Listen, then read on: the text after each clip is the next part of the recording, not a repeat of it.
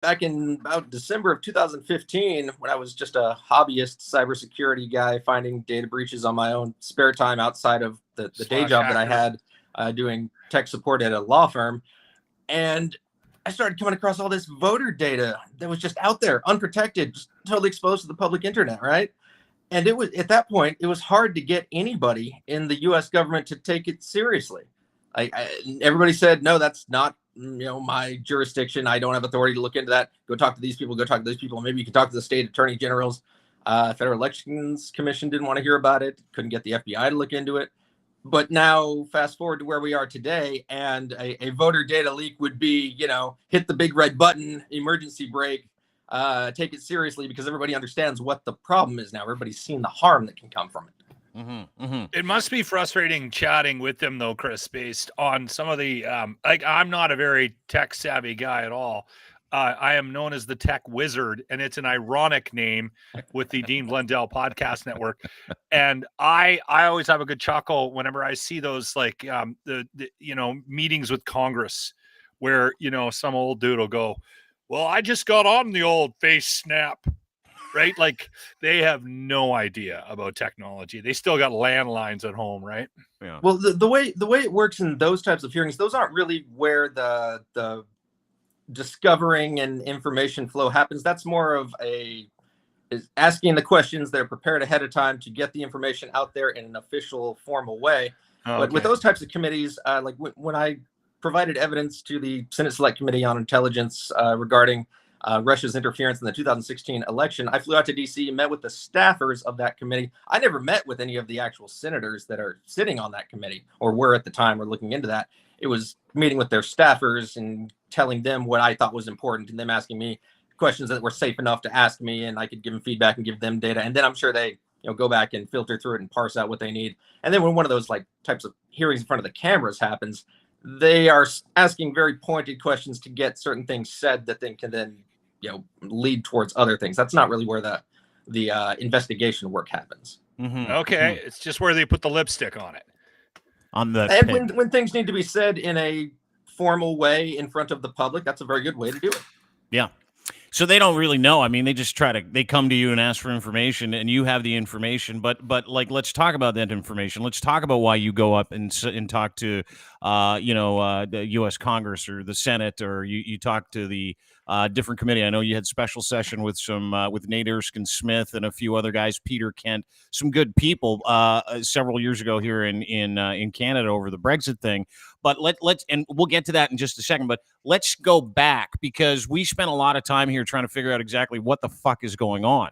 The frustration in the ethosphere, the frustration on Twitter, the frustration with media, the frustration with legitimate lies, disinformation that isn't just thrown out there. There is a strategy for disinformation. It is here to hurt people. We've seen it hurt people. It caused January 6th. It caused Brexit. It caused the trucker convoy here in Canada. It was incredibly fucking disrespectful to Canadians. And it seems to me that all of these events all have a very serious strategy behind them, and not just events, but we've seen that strategy employed by certain governments, certain special interest groups, certain churches, certain individuals, certain businesses. And what is difficult for people out there, it's saying, okay, well, this is what's happening, because the target moves all the time. If it's not a person, it's a business. If it's not a business, it's a fucking government. And you've got the end user, which is, 8.5 billion people, 4.5 billion people on Facebook, radicalized, bunch of people are brainwashed. You've got extremism running rampant as a result of legitimate effort to change the way that people think according to absolute bullshit. So where do you want to start? And tell us, in your estimation, I know this is a lot to start. You and I have talked, but tell us, when you think about this problem, how do you explain it to a sixth grader? The way I would go about explaining this is that there are different pillars of groups that aren't necessarily talking to each other, but they have all realized that one way to gain power, hold on to power, do things that allows you to gain money, profit, influence is through chaos. The analogy that I often point people to, or the metaphor, is like day traders on a stock market. They don't care if the stock's going up or if it's going down, as long as it's not flat. They can make money if it's going up. They can make money if it's going down. They've got their different tools and techniques and everything. They just need it to move up or down. If it's a flat plateau that goes straight across, no money's being made. It's the same thing with hatred, outrage, political sentiment. As long as people are getting amped up and other people are trying to bring it down and somebody's yelling this crazy thing or whatever, there's opportunity for the people who do bad things, the kind of the mind fuckers. Mm-hmm. And they can get away with things that they would not normally be able to get away with. And there are so many groups that have realized that they're not popular in a rational society. The only way their ideas and their people and their leaders can spread and maintain power or gain more power or hide the ball on some criminal act they're doing, the only way they can do it is by creating that chaos. So it doesn't really matter to them necessarily what the issue is, as long as they can get people outraged and angry and make unusual things happen, which is analogous to computer and cybersecurity stuff. It's when those outside the normal expected area things happen, the edge case scenarios, that's when the real kind of exploits, vulnerabilities start to crop up. And it's the same thing with what you're seeing here in the trucker protests and Brexit and all the outrage in the US, political wise. If you make people very, very angry and get them to believe absurdities, then things are possible that would not be possible in normal times. And that's what these various groups are seeking and doing and realizing is a really, really strong weapon. In different countries. Locke, sorry, go ahead. No, that really clears a lot of things up for me. Thank you, Chris. So in this conversation that Dean alluded to, that we're always trying to figure out, like, what the fuck's going on? We've actually we've come up with a question, and we've talked about this multiple times over the last 6 months to a year, maybe even longer. And I think this is a great question for you. Are we getting dumber, or is dumb getting louder? I think it's the latter, that dumb is getting louder. That Okay. The number of very, very just absurdly ridiculous people out there, and the ones that know how to weaponize that are just getting very, very asymmetrically loud. They are screeching beyond any normal means. They are amplifying through fake accounts, through the botnet type things that you hear talked about, the sock puppets, and creating all of this fake what I would refer to as astroturfing, because grassroots campaigns would be real, whereas astroturf would be fake grassroots campaigns. Yep. And they're seeding these sites and these different fake news aggregators and forums, and just looking all over the internet to see what takes root. And when something finally does get a real following, or they can give it the perception of having a real following, then it gets juiced and amplified and tossed through the channels of known ridiculously neurotic people until it reaches a fever pitch and something like the trucker protest happens. Yeah, here's some examples. Wow. This is from Chris. You did a great little troll thread the other day. And if you're in the business of like speaking any truth at all online, you know what this is about. Like when I'm going to show you, you know exactly what this is. So this is from your Twitter feed. Do you see a pattern? I tweet a message calling out Putin's fraudulent bluff, and then these accounts are the ones responding with, ooh, be afraid, be very afraid. Putin will nuke the world. Europe will be first, be terrified. And then you kind of go through some really simple, like, investigative reporting where you just use your eyes for 3 seconds. It's like the Wizard of Oz. It's like the Wizard of Oz, where at the end the little dog pulls back the curtain. If you show them just, okay, who's saying this? Yeah, this is Cooper Beachbrook. Cooper Beachbrook has 0 followers. He's been online for 2 years. And here's the thing about Cooper. All he does is forward stuff that puts bullshit in people's minds, saying his first strike would be in Europe. It's easy to sit in California and call for a nuclear war. Then you pointed out again, 15 followers. Hold up real fast. On the Cooper thing, another thing to notice is that he's only following 19 people, and nobody that he's following is somebody that I'm following. We have no mutual cover, and nothing is overlapping there. So how did this account get noticed that a reply needed to go to something that I said? That's one of the themes to keep an eye on. Oh, I see that. Yeah. So like zero So interest. You don't explain that. follow him. You have no mutuals. So how does he know that you're there? Right. Yeah, and if a post gets retweeted enough or gets retweeted by a big account, there's a chance that somebody might randomly come across it. But it's also good to keep in mind that part of the troll farm tactics is they have it set up so there's a feed of, hey, we need to put a bullshit troll response to this tweet now, send it out to the garrison and get them to send in the responses that are just pathetic drivel. So that the trolls are monitoring, these farms are monitoring accounts that might be trying to combat the truth, and or It's or one of those that things are that it's weird. It's weird to say this is definitely what's happening right here, but it's definitely one of the things that can and has been done in the past. I'll put it that way. okay. What in terms of like certain hashtags or certain people that troll farms and bad actors will keep an eye on that are literally paid to go and combat you putting out something that stands in contrast to Well, what they're not necessarily paid to do it, and the way Twitter was built, it helps it happen anyways. There's what's known as the fire hose API, and if a company or entity or whatever is granted access to the fire hose, that means they can filter through for any keyword, any hashtag, any username, any mention of anything that they're looking for a particular variety, and have it, get notices in immediately when something is said on that topic. So they can watch for their particular trigger words or whatever and either feed it to an automated system or feed it to their brigade of real followers or their botnet of fake accounts.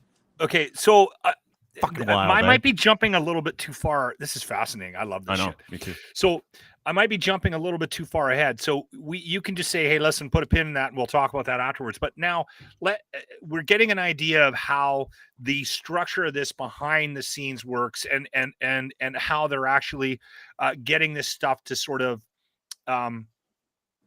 take off, catch fire, become viral, whatever you want to call it. Right? Amplify, yeah. And Amplify. how they're amplifying it, and how they're sort of creating this chaos. The thing that I'm fascinated by, and I don't know if you've done much thought, if you've thought much about this, Chris, but the thing that interests me is, to me, it's fairly obvious when you see a bot like you just presented, or you see somebody attempting to try to step in with no followers, you just block, you know what I mean? That seems obvious to me. What I find confusing is the types of personalities that are drawn to this misinformation, and then they start actually amplifying Activated. it Yeah. and activated behind it. Like, Like, for who are they? instance, Yeah. we had a text from a real person listening to our show. I do a morning show in Edmonton, and he was saying things that were not real about Putin and why Putin's in Ukraine. And I'm just like, how the fuck does how is somebody that dumb to think that Putin is actually in the Ukraine getting rid of Satanists? Like, that was coming from a real person. This was not How do you on know it social was coming media. from a real person? It's I a mean, text it's service. certainly possible, but how do you know?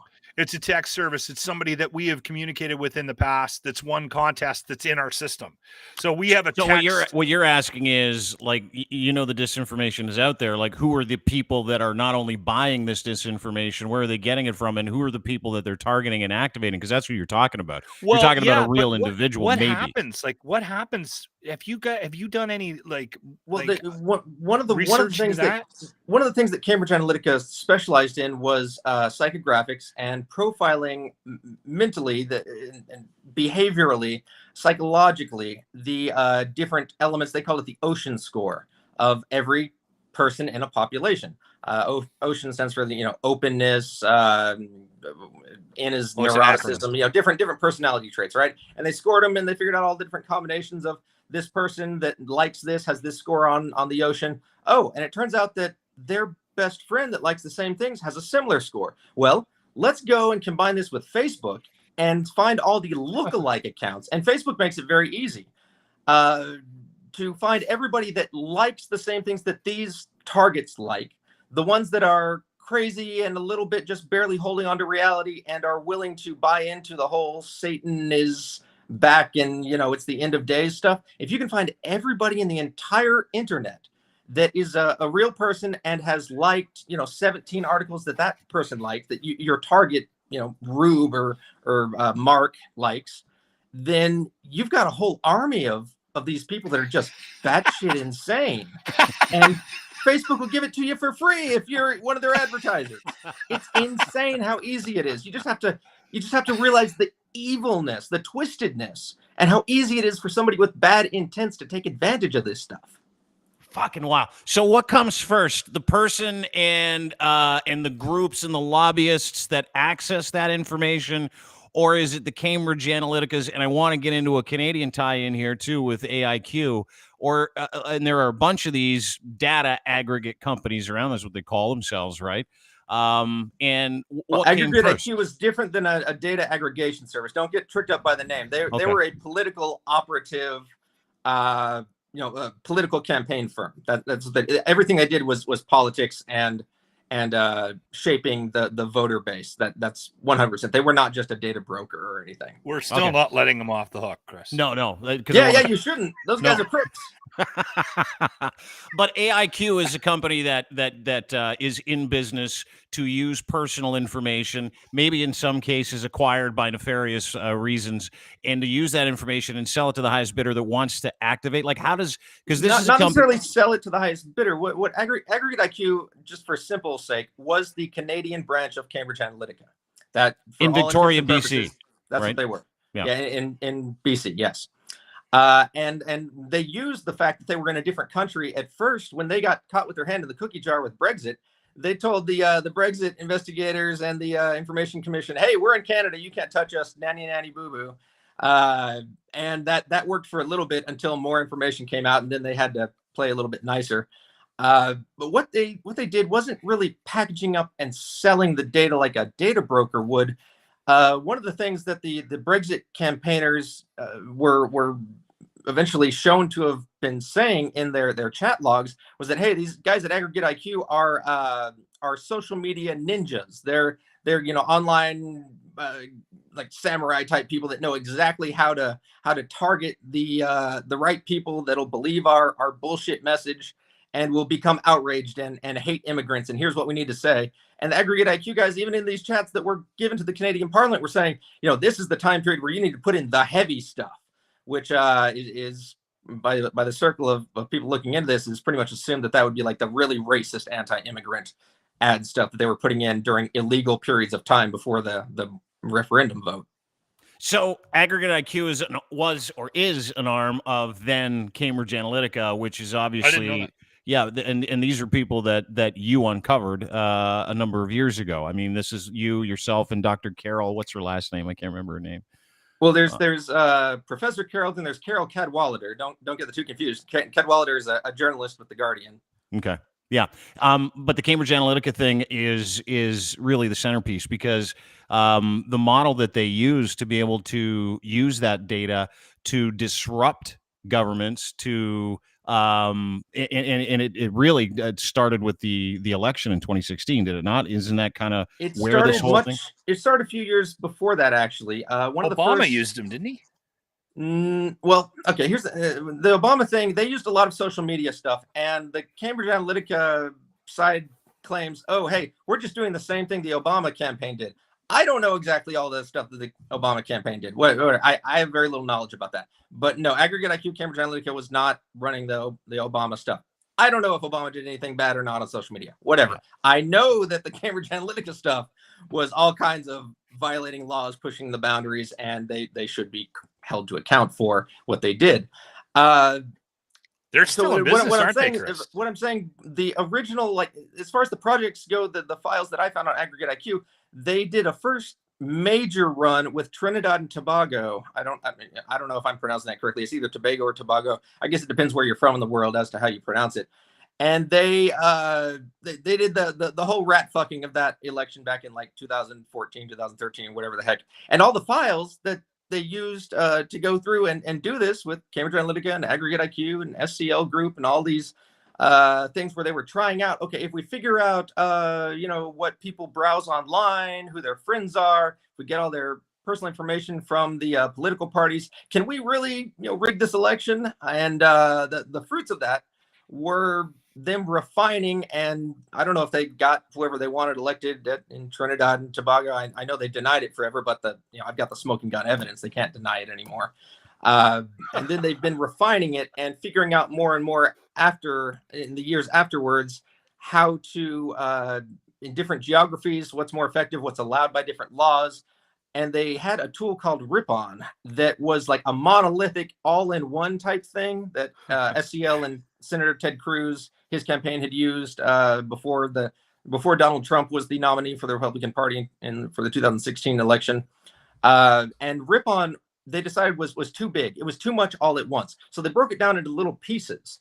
And each specific section or function of Ripon turned into its own little tool. And each little one evolved from there to be better and better at what it was supposed to do, whether it was soliciting donations from small donors, whether it was pulling in and aggregating walk lists, whether it was auto dialing using an army of recruited politically outraged people.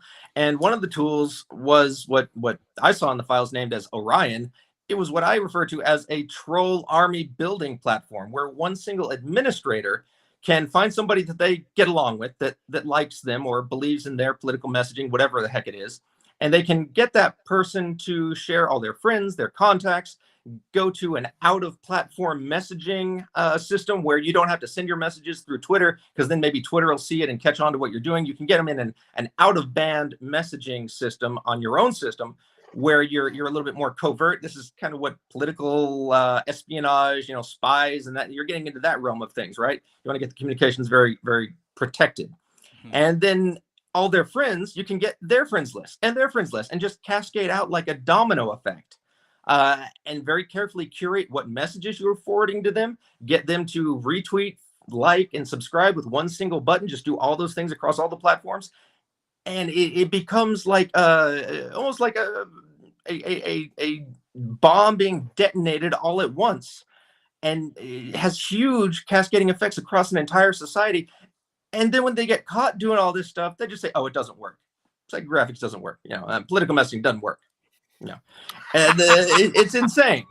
I want to play a clip. This is from Jeff Sylvester, who is one of the guys with AIQ, Aggregate IQ. He was hauled in front of Nate Erskine-Smith, our buddy Nate, a while ago. CFO, I believe. Yeah, he's the chief financial officer of AIQ. And I want you to listen to the exchange with Nate and another cat who was part of this. I want to say Harris or Barris. I can't remember his name.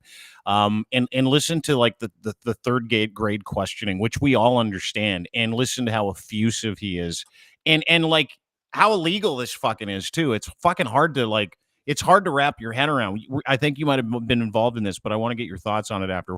This will give you a great little piece of insight. It's a nice little piece of insight into who these companies are, the fact that they're happening in Canada, and Canada has this. There are a bunch of other countries that have it across Canada, but they have these organizations, these data harvesting organizations that literally exist to do damage to culture, individuals, and human beings. Watch this. With that, we go to Mr. Bayless. Sure. What's data harvesting? What is data harvesting? It would be collecting data from sources, I suppose. Like he does. It depends on which context you're speaking about it. What's caller ID spoofing?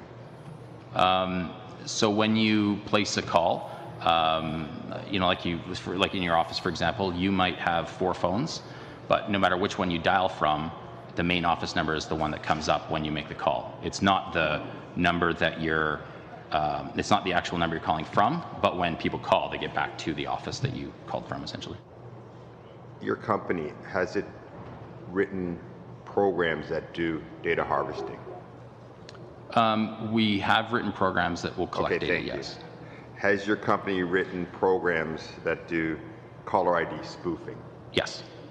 Okay. Are you aware that caller ID spoofing is illegal in the United States? It's illegal in certain contexts, yes. Okay. Are you aware that certain data harvesting is illegal in the UK?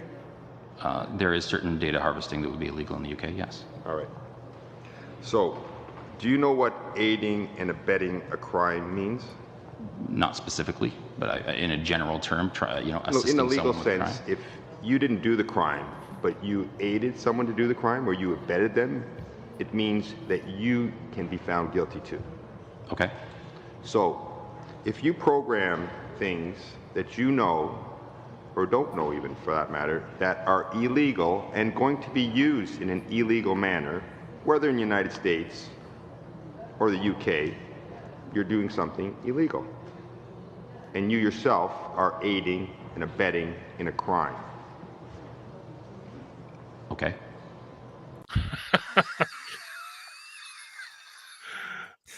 That went nowhere too, didn't it?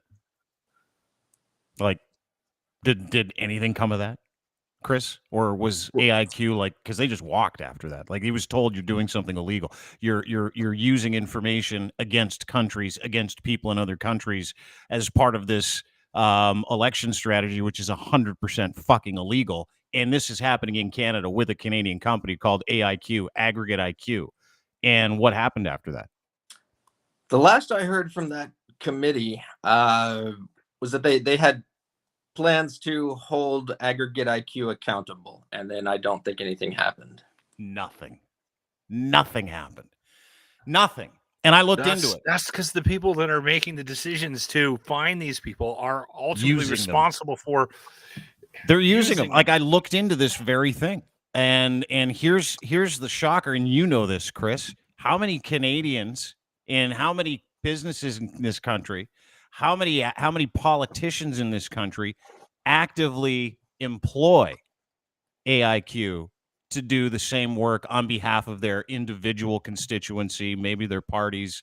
I mean, there are people that are actively utilizing this company that illegally helped break Brexit. Like, how they helped get the UK out of fucking the EU. I mean, like, and they not only did that, they also helped with the bullshit down in the United States, Jan 6, and all the other disinformation and all the other voter shit. How are they still allowed to exist? That's a very good question.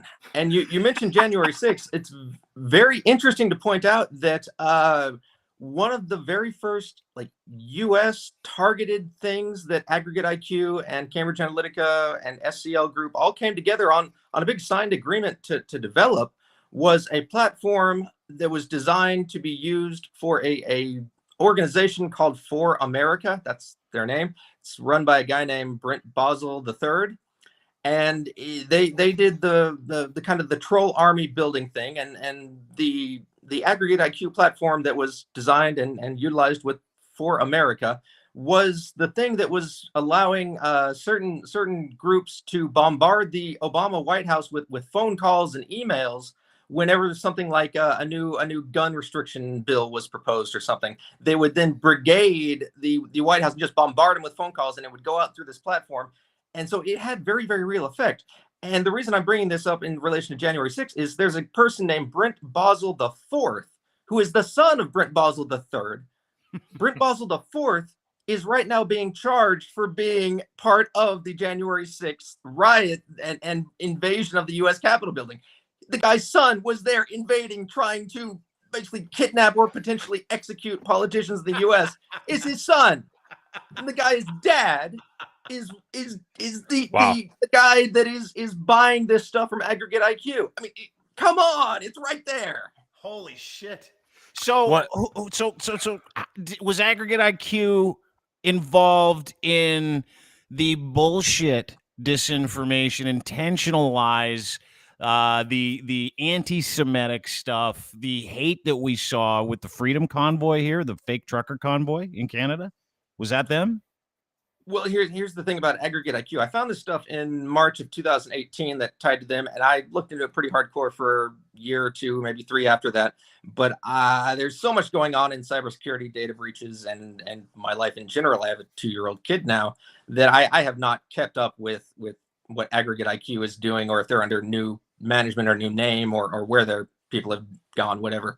I would be completely surprised. It would floor me if those guys in that operation were not involved in the trucker protest in some way. I mean, that is their wheelhouse. That's what they do. That is their bread and butter. Either them you or walk like a duck, or their what?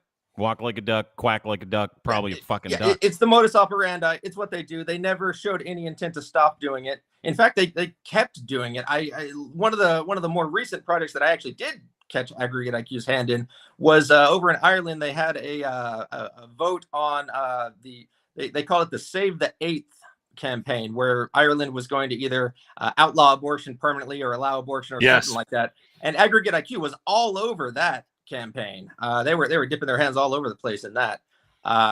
So I mean, they continued doing all this stuff, and they showed no sign of ending it. So I would be completely flabbergasted if they were not all over the trucker convoy. And like I said, the For America group, which was supported by Aggregate IQ, was directly involved in January 6th. So I mean, their fingerprints are all over it. Have you guys seen the Great Hack on Netflix? Yeah, I consulted with that. My name's in the credits. Okay, So, yeah. yes, he has. So the thing that I found interesting about that, Chris, was there was people that were involved in Cambridge Analytic and probably. So you're saying there's a direct line business-wise between the Canadian branch that we've been talking about? Yes, for all And intents and Cambridge? purposes, it was the same company. They claim they're not the same. It's the same. The evidence has come out. It's the same damn company. The way I've explained it is like if you have one building somewhere that houses a company, and floor number 3 is the HR, floor number 4 is the development team, floor number 5 is the server room or whatever. Maybe you could say that Aggregate IQ was half of floor number 4 and Cambridge Analytica was half of floor number 3. But it's the same goddamn company. It's the same building, it's the same facility. You can't just claim that you're not. I mean, they did all the same stuff. They were using the same staff. They were using the same code. They were using the same funds. They're using the same backers and bankrollers, and they broke the same laws for the same people. It's the same company. So the thing that I found interesting about the conversation about sort of the moral idea behind it, like you guys, you're doing this and you're on this side here, and then the next campaign you're on this side, and the one guy said something to the effect, well, we kind of just get off on the power of it, being able to do it. It wasn't always about we're trying to do this. This is some kind of message that we want to send, or we want to, we want to influence the world this way because they just like the idea that they can fuck with stuff. And you're talking about is that what trucker protests were saying? Like when they were the Cambridge Analyticas of the world, like those companies, yeah. That's no. So here's the thing to remember: whenever you're hearing from one of those guys or whatever, it's never one thing. It's always multiple angles on multiple things. They're always hedging their bets. They're playing both sides constantly, and no matter what happens, they have a screwball criminal intent behind the scheme that they're going to continue from there. Okay. It's they one of the things that they employ is the idea of controlling the opposition, controlled opposition, which is an old Soviet tactic where you allow a political opponent to exist, but you're partially funding them, and it's all your support staff that are under your control that are running their whole campaign. So when you need to pull the rug out from under them, and you need to plant some evidence, or you need to remove all their funding or whatever, you have that control. And they exist, so you can say another political opponent does exist, but in reality, there's no possibility of them winning or whatever. It's controlled opposition. So there's an element of that going on there.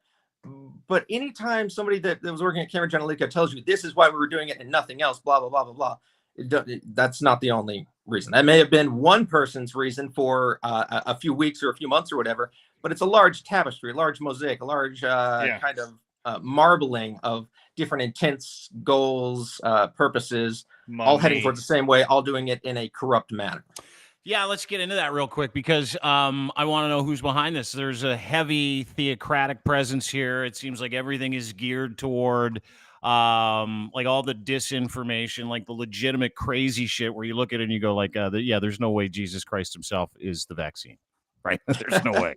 Or there's no way God is coming down from Earth in the next 4 days, and if you get the vaccine, you're not allowed to go to heaven. There's no way that's happening. Well, that's one of their pools of supportters, though, and they know that that's a good pool of potential supporters.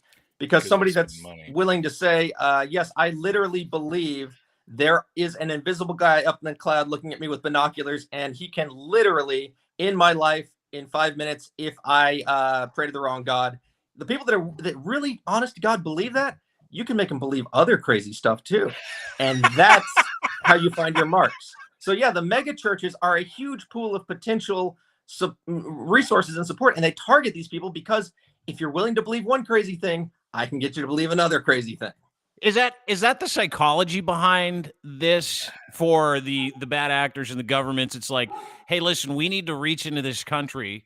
So what we have to do is we need to activate the dumbest religious freaks in that country. And It's we're going one target demographic, yes. dumb religious people as a target demographic. Who else is the target demographic for this ridiculous the word carpooling? dumb is relative. You can be street smart and not be book smart. That doesn't make you dumb necessarily. But the people who are willing to believe absurdities can be made to commit atrocities. That's an old, whatever philosopher line from Voltaire, Descartes, or something. Or I don't know, some guy. Voltaire. Voltaire. Okay. Yep. So how do you find the people who are willing to believe absurdities? Church is a great place to find people who are willing to believe absurdities. I turned water into wine. This guy. Guy died. He came back 3 days later from the dead. They're wonderful stories that tell good metaphorical life lessons and all that. And my dad's a priest, full disclosure. I'm a priest kid. So religion and the Bible and all that. Thanksgiving dinner at your place. They're stories that can tell good ways to relate various ideas and get along and have a community and all that. But the people that want to believe it and do believe it literally word for word, those people are batshit insane, and you can make them do crazy stuff. So they are your foot soldiers without even realizing it. So yeah, identifying the religious folks who believe literal word for word stories like that are just absurd. Those people will believe your other absurdities. It's just a matter of figuring out how to persuade them, or showing it to them enough times, or making them think that their friends believe it.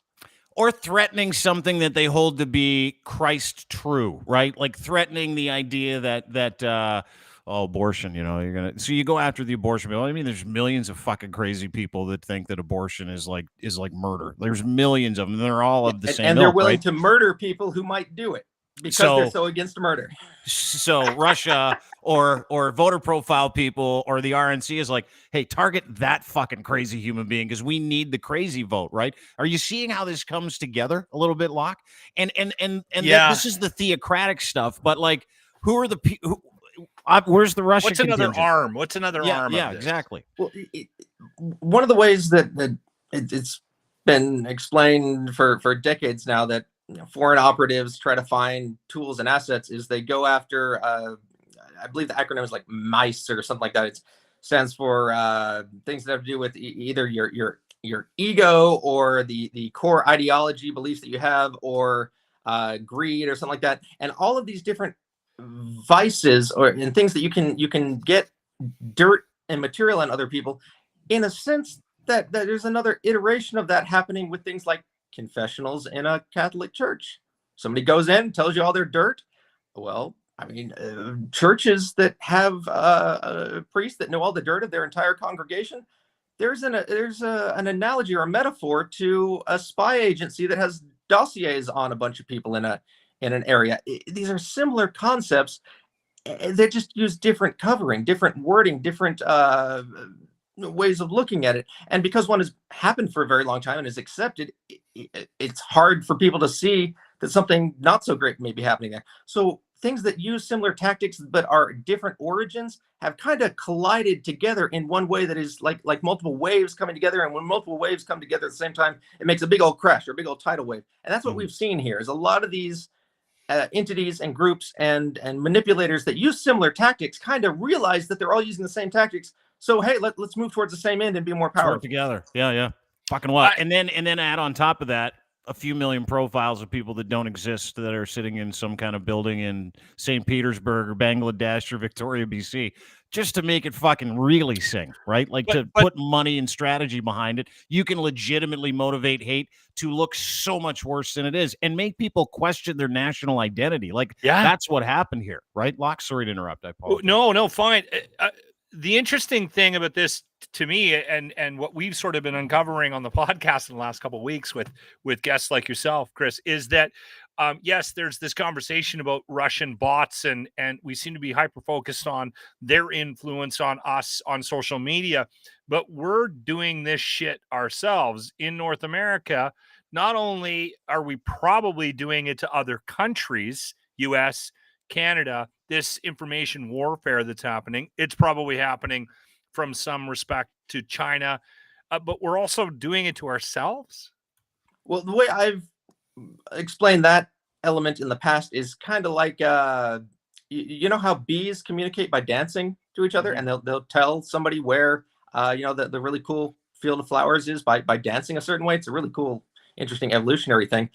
That's similar to what's gone on here with these troll farms and bot ranchers and creating fake accounts to influence and make it look like an outsized amount of people like a certain thing. If you do it and you show it off in enough of a way that it's effective, and you do it in a way that you're either pointing towards the tools to get it done, or showing that your type of ideology can be effective in doing it this way, the people in the other countries that are willing to do that, they see it. And they start to imitate it, and they start to do it themselves. You're dancing from afar. They're observing. Now they're going to imitate your dance. And that's really how it's spreading. That is fucking awesome. Like, just getting the backstory and the understanding from someone who's like literally busted everybody. Like, this guy has busted everybody that there is. I don't know if I busted everybody. I've busted enough Chris, to know what happens to these about, people, though. That doesn't seem to be that make boneheaded mistakes that I catch, though. Is that it? Imagine Is that how you catch them? Making boneheaded mistakes. Because dude, 2016, you got the Data Detective Award. Do you remember that? Did you get, first of all, A, did you get a trophy? And B, how do you fucking find these guys? Like, what? That award was a little glass trophy thing about, I don't know, about this tall. Yeah. I've still got it. It says 2016 Data Detective. Was there a cash very prize? Nice of Professor LaTanya Sweeney of the Harvard Data Privacy Lab. It was very appreciative. Yeah, no, dude, that's a big fucking award. And it's not like you haven't just done it once, dude. Like, look at you in 2015, data of 1.5 million individuals with insurance claims administered by Systema Software. Again, 2015, data of 5,000 members of AgeZone, 13 million users of MacKeeper. You found their data in antivirus computer organizations. Like, I mean, just fucking IP addresses. That was all before the middle of 2016 as well. I mean, there's been 6 years since then have I found additional crazy stuff. Yeah. So how did you find these guys? Like, how did you and I don't, you're getting a smile on your face because this is your wheelhouse, but like, how do you find these guys? How do you find what do you mean by these guys? The aggregate IQ situation, and I've explained this story before, was literally I was sitting at my home office. I was in a different place than this current home office. And there was a TV to my right, and there were news stories about Cambridge Analytica going on. This was in March of 2018. And I was on my computer, and I thought to myself, hey, I wonder if Cambridge Analytica ever contributed anything to the open source community on GitHub, which is a very common gold standard of web development these days, where everybody can collaborate and share code, and you can do it in a private or public way or whatever. And it turns out Cambridge Analytica had. But there were also repositories that were publicly accessible that had mentions of Cambridge Analytica that showed up in my search for that phrase. Not a lot of the word Analytica is kind of unique. It doesn't show up a lot of places. I think Bannon chose it because it was kind of unique, right? And there was this repository that pointed to aggregate IQ, and I'd never heard of it. Nobody mentioned it in the news stories that I was watching. And I started doing subdomain enumeration on the aggregateiq.com, which is a pretty standard when you're looking at somebody's network footprint. It's not any sort of hacking or anything. It's just seeing what's there, opening your eyes. And there was a gitlab.aggregateiq.com subdomain. I happen to know that GitLab has some very interesting stuff in it sometimes. And they had left on the, hey, register for an account. You can, see all the stuff here and, collaborate with us. Come and join in all the fun. It turns out Aggregate IQ had not intentionally done that. They had done that, but there's no way for me to know. So it was not a crime for me to register an account with them and see everything. Jesus. Is that how you came across this? You sent this to us earlier today. That was the Aggregate IQ one, yes. Okay, so this one's unbelievable. Take us through this message, because you worked for a group called UpGuard at the time.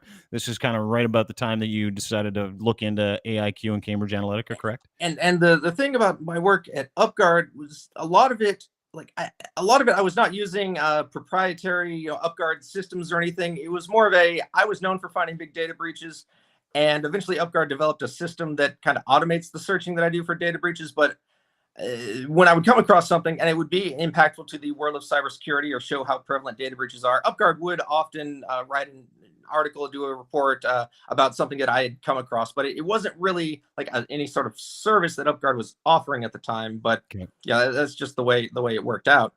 But yeah, I'd come across this aggregate IQ stuff and been looking through it all, and this was the summary of my message to Mike, the CEO at the time, of what explaining what was in a nutshell what was there with the aggregate IQ repository that I'd come across. And Steve Bannon was he was one of the executives at Cambridge Analytica at the time, and this clearly showed the Canadian branch of Cambridge Analytica how they were pulling off all the Facebook scraping, the rating of their engagement, the keeping track of voter profiles and their audiences, and a lot of the politicians they were working for, the campaigns, a lot of SQL backups of WordPress sites, which showed email addresses of campaign operatives who were involved with them. Just all tons of interesting insight into what they were doing, what they were up to.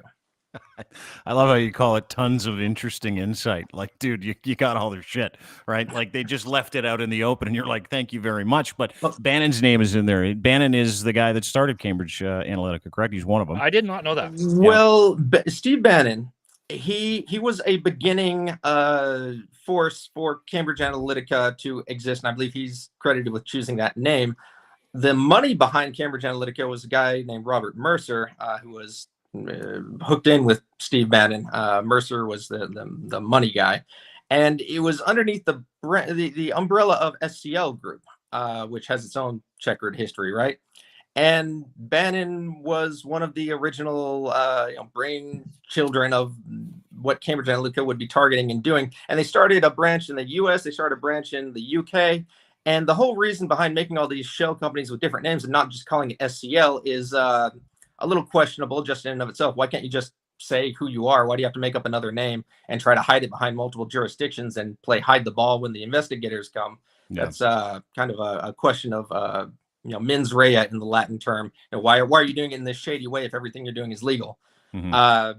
And in different countries, right? Like that was kind of the whole idea. Let's just put these in different countries and then using the fact that you're in different countries to hide from investigators, that raises my eyebrows a little bit, as it should. And Steve Bannon, he was one of the executives. He was the CEO or chairman or something or other of Cambridge Analytica and their specific purview within the SCL umbrella. So is Bannon a coder? Like, would he get this stuff? Does he look like a coder? No, Bannon is not a coder. He's an agitator. He's a provocateur. He's an asshole. He's just he was one of Trump's right-hand men. I did know that, but I'm wondering why he's so. He just realized the power of it. He might not necessarily understand it, but he just realized what the potential was for it. Yeah, because he knows what it can do, and he knows he has the underlings that can take advantage of it. So, and it seems like he has bought in from the perspective of also being part of the voice of the misinformation as well. Like, because I've seen some of the stuff. Of course. Like on War Room. Have you watched any clips from War Room? The stupid show he does all the time. He is like, this is when it comes together for me. Yeah, like when I talked to Chris the other day, it was like, we're talking in the morning. It's like everything kind of fed together, right?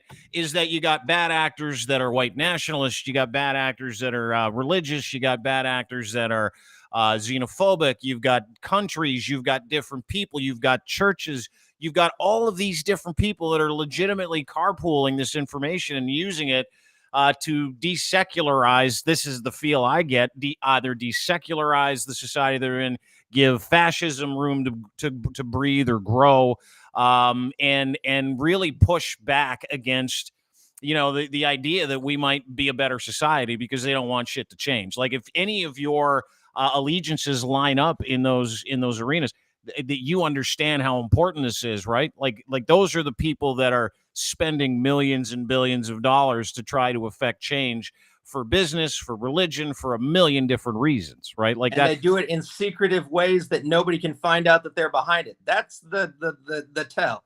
That's the giveaway. That's that you're terrified of anybody ever finding out that you gave $1 million to this group that is doing XYZ. Well, why are you so terrified of it? Yeah, because they're fucking scared. They're all scared. How do you stop it? I know you got to split in a couple minutes, but you see what's going on more than anybody else does. You got your head around it. You've wrapped it up. You understand it, and you keep telling people what's going on. Telling people what's going on is very different than like, how do you fucking fix it? Because to me, I come from a time when all of this is just unbelievably ridiculous and probably illegal. So how do you end it? Like, how does this stuff stop? One of the important takeaways, and this is a lesson that psychologists learned after the Korean War, where it was studied of how were soldiers made to say these crazy things on video, and how were they mind washed or brainwashed in captivity, and POWs were all affected and everything. And one of the defenses to this type of very subtle, suggestive political mind screwery is showing everyone that it's real, can be done, and there are people doing it. As soon as you believe and you understand that this is possible to do and that it is being done, and you see it and recognize it, you become a little bit more and more immune to it, because you realize, okay, somebody could just be, signing up 100,000 different zero follower Twitter accounts from a month ago and spam me with a bunch of messages. It doesn't mean there's 100,000 people that think that. It just means there's one guy at a keyboard with a script that's saying it 100,000 times. And that changes the perception. Because if you think there's 100,000 people that want something to happen, you think maybe there's some validity to it. But if you realize there can just be one guy sitting in a basement somewhere with one keyboard sending you 100,000 messages over and over, hammering the same thing, you realize, okay, that guy's just weird. I'm not going to listen to him. Yeah. It's bullshit. Like the whole thing's bullshit and that's really, like, if you wanted to layman this right into the ground, you'd talk to Chris, and at the end of it, you're like, oh, so some people are creating an alternative reality, and it's being utilized to be able to accomplish a couple of really shitty goals, and it's destroying culture in some countries, and it is legitimately hateful. Like, the idea is spread hate, spread outrage, activate assholes, see what happens, right? Like, and they are violating laws on the books to do it. That's the enraging part, is we could stop it if people that are in power had the balls to enforce the laws that already exist. People in power are using these services. Yeah, right. That's the problem, is that the people in power in this country, like there are liberals that use Cambridge Analytica. There are Green Party people that use Cambridge Analytica information and AIQ. Yes. There are conservatives. There are NDPs. There are legitimate. And Chris, you know this, right? Like, is that what prevents us from actually doing something about this? That is an element of it, that when it's kind of like asking politicians to set their own pay or something. They're never going to reduce their pay because they're the ones that vote on what their pay is. So of course they're never going to take a reduced pay.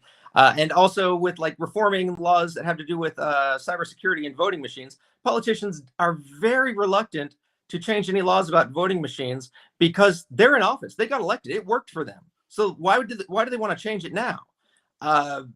Another element that we especially have here in the U.S. is that the people that are the law enforcement that are in charge of enforcing these laws are absolutely terrified of being even accused of doing something with a political motive behind it.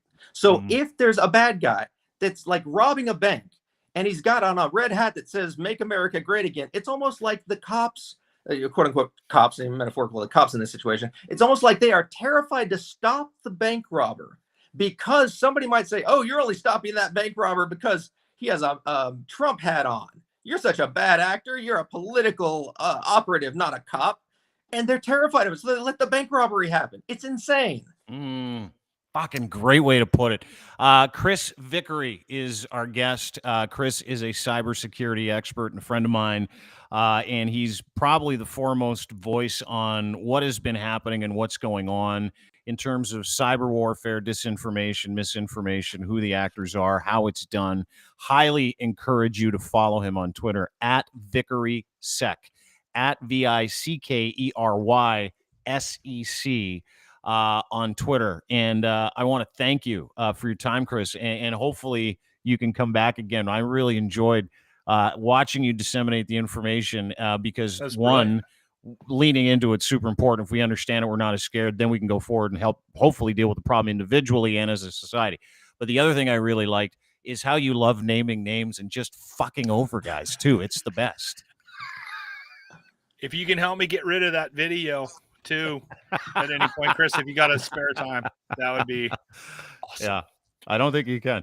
But What, Chris, what we can do is make 100,000 similar videos with slight variations and just dilute the whole pool, so nobody will ever know which one is real and which one has you in it. I don't know if we I want don't know if 100,000 I like videos that of Locke idea, masturbating, Chris. I don't think we do.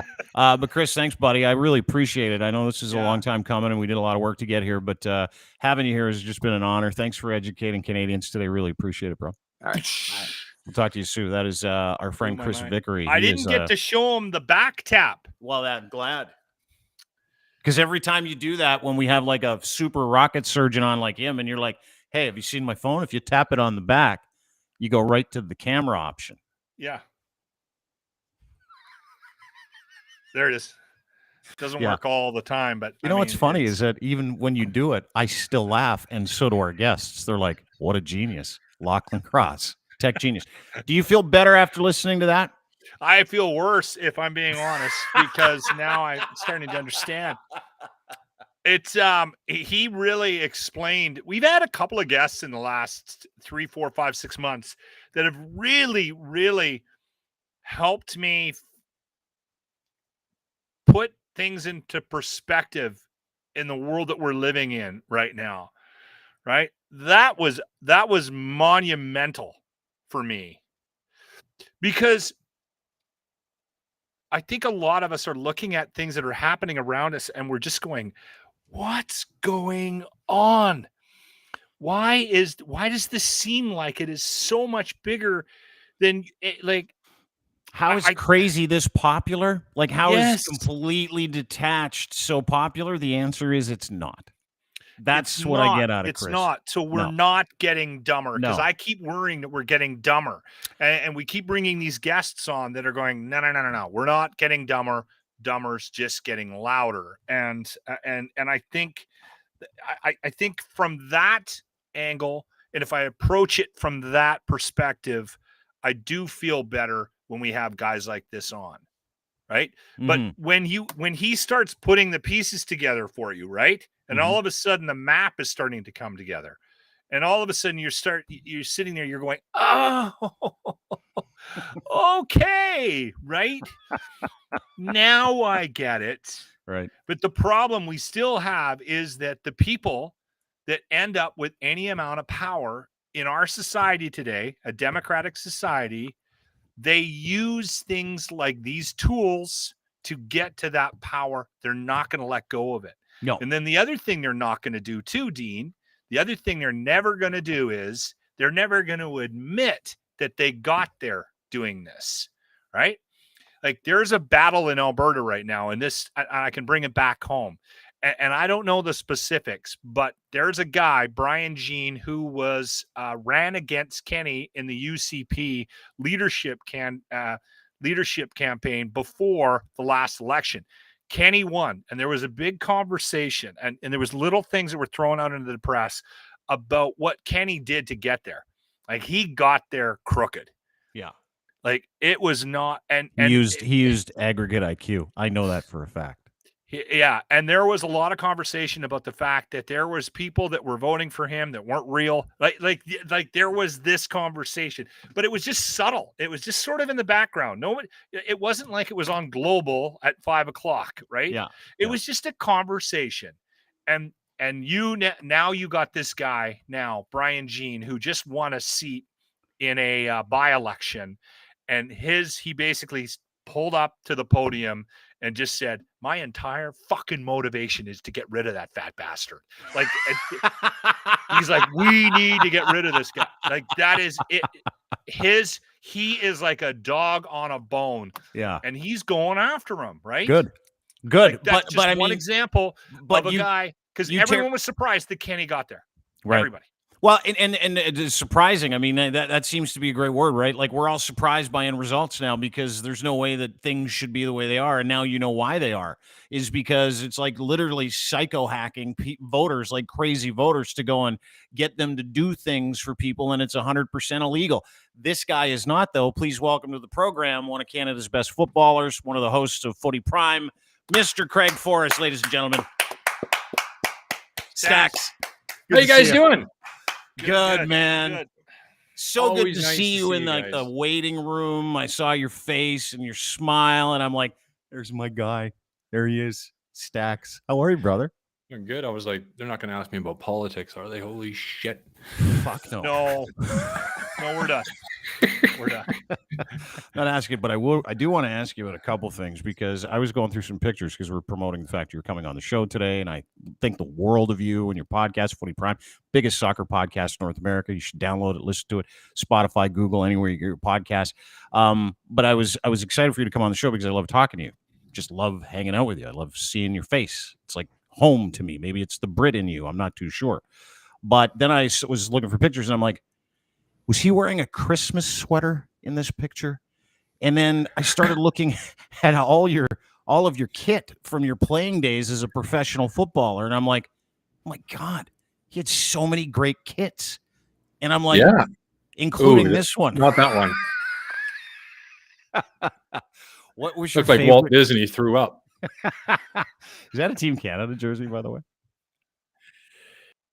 I think Yes, it and is. it was a company called Score, and Yeah. Canada did a deal with this company. None of it fit. It fell apart in minutes, and we were stuck with it for a I'd few be more years. angry about those shorts than the shirt, but No, that's just Oh, me. I've had shorts are worse. good, dude. Yeah. I've had worse. Those I've had look like ones, they were ones that are really half tight. the size of those.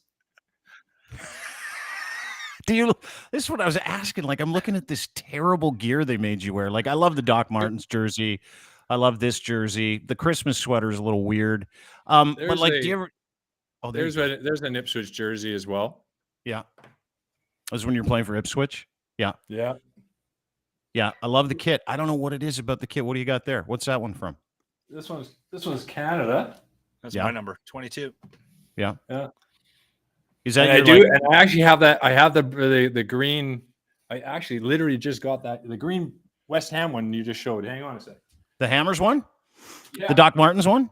Yeah, you play for the Hammers, West Ham. That's my team. He's my team. I'm a West Ham guy because I'm from Essex, right? So look at this. Look, he's got history in his fucking closet. Look at this guy. Look I at this. There it is. nothing about. Oh my God, that's this jersey. Your Hammers jersey. What's the number? You 22 on the back there? Yeah. Always. Look Yeah. at that. Why Nice. 22? Why 22? Take me through that. It was actually my favorite number, even though the goalkeeper position is normally 1. It was my favorite number, primarily because going back to when the Vancouver Whitecaps were around NASL days, Mhm. my favorite goalkeeper was actually Bruce. David Harvey was a goalkeeper there, old Leeds goalkeeper, and he wore number 22. And yeah, I thought he was pretty cool. So that was kind of my number. And then this is Chelsea. Look at that. Of course. Chelsea FC. Yeah. Yeah, you Coors. could, if you need to get a construction job, you don't even need to go get one of the vests. You wouldn't need those things. Yeah. Do you because there are like people But like the problem with Pete goal- Sheedy. Yeah, go ahead. Oh, the problem with goalkeeper jerseys is when you talk players changing jerseys internationally, that's a pretty big deal. It's always nice to do that. Nobody wants a goalkeeper jersey. Like I don't want the other goalkeeper's jersey because it's not the national team jersey, you know? It's not a Brazilian jersey, you want the jersey. Yeah. I see But what you're nobody saying. wanted this. Do you ever nerd out when you're on the field? Do you ever like go, man, I would love to have that guy's jersey? Like when you were like playing? Yeah. Yeah. Which I did. jersey would you want? Actually, one of the guys from Germany, Rudi Völler, is a legendary German player. Played against him in '94, and thought, how am I going to go? Alex Bunbury wasn't playing, or a striker number 10. I was like, well, number 10 jersey is the ideal one. Everybody wants a number 10 if you can get it. So I wore it underneath a goalkeeper jersey. So when the game ended, I went up to Rudi Völler and said, Rudy, you want to change jerseys? And he just looked at me like, I think I had that Score jersey. And I went, no. I said, and I pulled it off, and there it was. And he was like, oh, yeah. That was one of the jerseys I got that I was smart enough to do it, but it was also a hotter day for me. Did you wear it the whole match? You wore 2 jerseys the whole match just in case you got a chance to swap, fucking sweating your balls off, going, Yeah. "Ooh, I'd be so much cooler, but I really want to get Rudy's jersey." At the end of this game." Yeah. I love that. Well, that- interesting. that they always hate the goalies. The goalies are always. Yeah, I always hate the fucking goalies. And I tell you, at the World Cup, I've heard stories of guys like Davey Norman was on the pitch chasing Platini around the field for the last 10 minutes, waiting for the final whistle. I hope the guys this sometimes I time see around that, don't like, do that. I was watching this footballer like get picked up by his favorite footballer, and it escapes me what league and what game. And the guy turned around. It might have been Messi. Like Messi knocked a kid down, and he picked the guy up, and it was not long ago. And he's like, I just started crying. Like, like I don't think that people realize, like, it would be such a mind mess, like, going from even being you, like, what, a teenager, all of a sudden you find yourself in the Premier League. And like, did you have a moment where you were sitting across or you're on the pitch with a dude and you're like, this is insane, I cannot believe I'm here? Actually, yes. One of the class ones was when I said earlier, Bruce Grobler was my idol when he was at Vancouver Whitecaps, and then he got the move to Liverpool, and he excelled there. He didn't settle in right away because he was very flamboyant. He took the position to a level of entertainment. I really thought that was great. And then one day down the road, here I am standing at Anfield at the tunnel, famous tunnel at Anfield that has "This is Anfield" sign, which all the away player or all the home players will touch when they're going down the stairs to come out at Anfield. And I'm like, I want to touch it, but I know I'll get the shit beat out of me. So I'm just like, oh my God, the sign. And then there's Bruce Grobler standing next to me. I'm going on in the field with Bruce Grobler. It was Twilight Zone. It was the most surreal, unbelievable situation I could ever find myself in. A dream. Yeah. But the confidence, like, I was looking at these pictures and this is what I was thinking, right? Like, I don't know how old you were here, but you're young, right? No idea how old you were. This is Ipswich. But when I looked at that picture today, it's a fucking great hair. But I looked at that and I'm like, I couldn't imagine being a kid from Canada. Obviously, you went over to England to play and get better at the game, loving the game so much, and then being this kid and standing on like a Premiership field, like you talked about coming down the tunnel at Anfield, like that is they make movies about those dreams, Craig. Like you lived that. It's so incredible to me. I was just looking at that. Yeah, took aside, but yeah. Yeah, and it felt incredible. I mean, all the way through, to be honest with you. And I was the type of person that I took the moments on the field, I'd take them and remember them. Even the bad ones. I would always think that just remember this where you are, and this the certain end up you're in. Even like Mexico City and Azteca, which is just an incredible year for football, and just all those moments. And I think the difference, the perception for Canadians now internationally has changed very, very quickly. It was a very slow process over a period of time, but even guys like Paul Stalteri, who won the Bundesliga with Werder Bremen in the early 2000s, he made phone call after phone call trying to get a trial, but he's from Canada, and he kept bugging them, and he ends up going over there, does well, ends up in the first team, having a great career, goes to Tottenham in the Premier League as well. Perception was that you're from Canada, and it's really hard to get a trial. Now that's changed. When you got Alphonso Davies at the very top tier of football. Yeah. One of the very best players in the world, and Jonathan Atiba Hutchinson now getting a little bit of recognition, but he's a classic example of years ago to be in a top tier league, but he found himself in Norway, found himself in Denmark, he found himself in Turkey. And I think a lot of that was just because he lived through that age of there's just the perception, and they just never sort of went that far to think he was good enough. However, when you even know Copenhagen, the Danish league isn't the most Danes, the top Danes are playing in the Premier League, he's in their all-time 11, best 11 at Copenhagen. Very exceptional player. And I'm glad he's actually getting a little bit of attention, because I think Canadian soccer fans, or casual fans, are been so disappointed over the years they haven't noticed he's been around. So they're just kind of meeting him now for the first time. It's over though. I mean, people, they're coming to Canada and looking for more Alphonso Davies. Like I was looking at the video because Alphonso back myocarditis. He had a couple months off, myocarditis. Watching him run around, and I watched you tweet it out. You're like, "There's Fonzie. He's better. He's going to be all right." And then the success that we've had in qualifying for the World Cup and beating Mexico and then beating the United States. Yeah.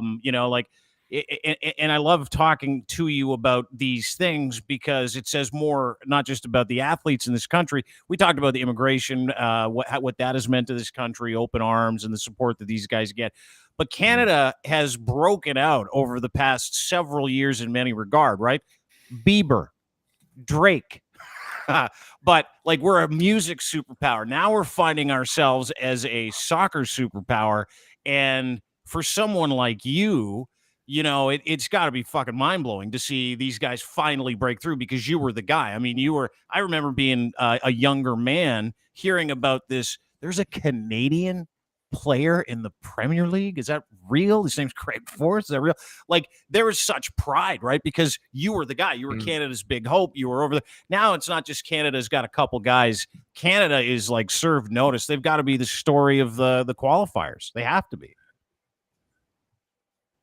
Without a shadow of a doubt. Yeah. And I think the game, the opportunity to access the game is easier than ever before. Although now mainstream stations haven't got to the Premier League.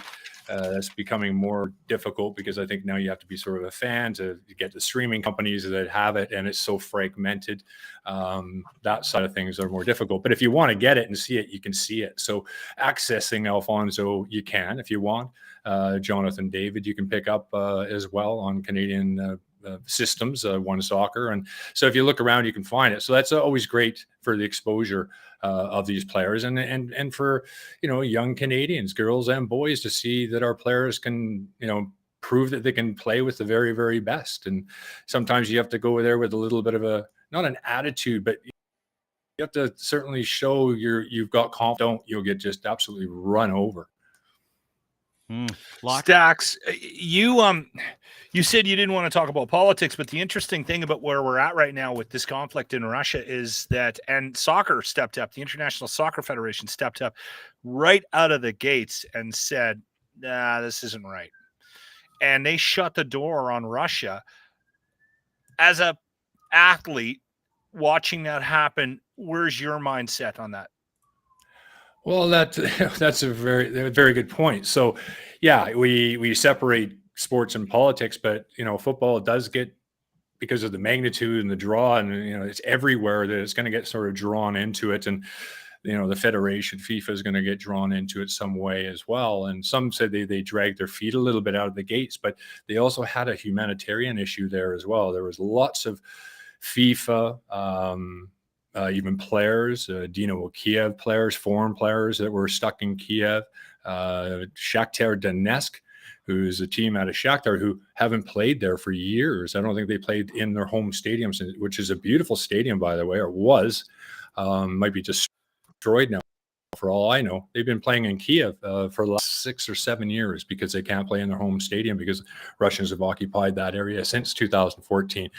So this has been nothing new as far as them being around in Ukraine. But I'm glad that the power of sports and the power of football, everybody getting behind it was brilliant. But from FIFA's point of view, that humanitarian effort needed to be sorted out first to make sure.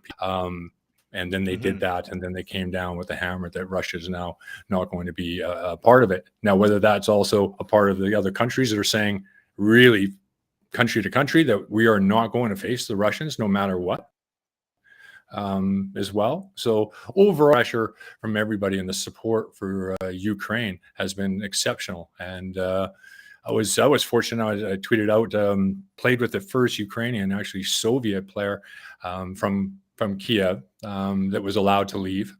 Part of his deal when he came to Ipswich as well was he had to drive a Lada. He couldn't. Wow. The Soviet government would not allow him to leave unless he drove a Lada. Yeah. Wow. Yeah, his name was. This is your tweet. His name was Sergei Baltaka. Am I saying his name right?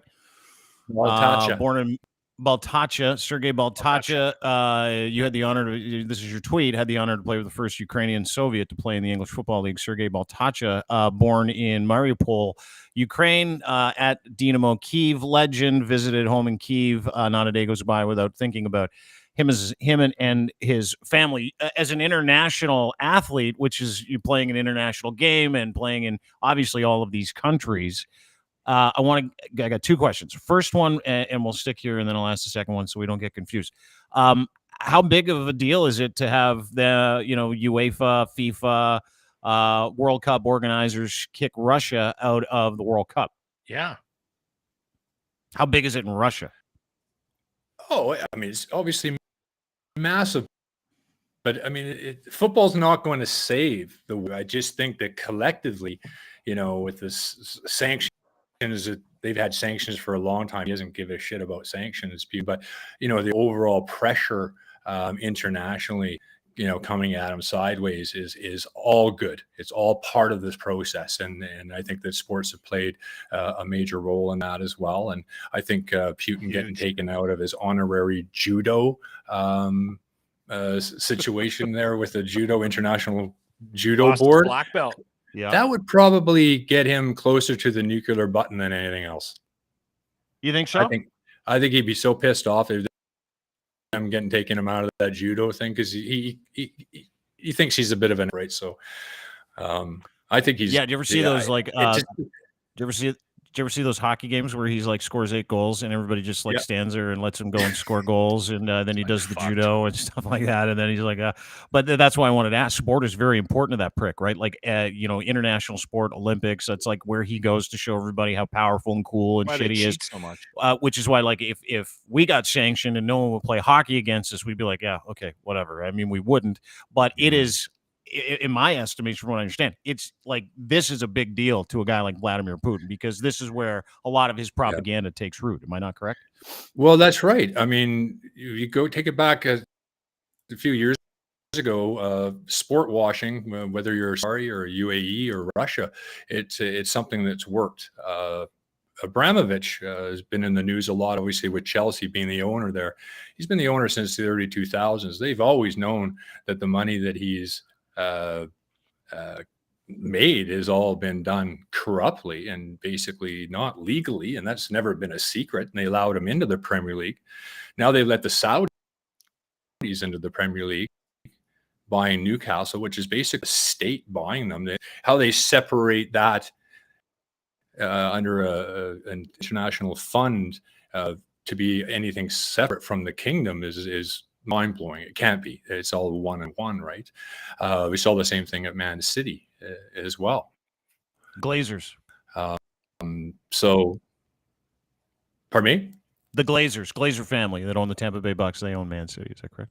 Yeah, that's right. Yeah, Manchester United. We saw, what's his name there the other day?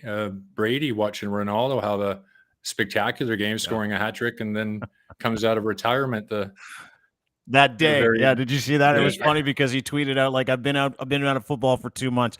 And here's how I read it. He puts out this tweet after he goes to that Ronaldo game where he scores a hat trick and everybody laughs at Ronaldo, but the fucking dude scored a hat trick in the Premier League at the age of 70. So whatever. But it was almost like that reignited his fire. Or the way I look at it is he had 2 months at home with his kids and he's like, fuck this, I'm going back to play football. Well, yeah. What's interesting for me? Yeah. I think that's it. The reality of it is you don't want to be sitting with your wife outside the Apple store at fucking 40 years of age or 40, right? I don't. Sorry, Locke. It's funny the things that we get that we let get away with, like, right? We let sports just like.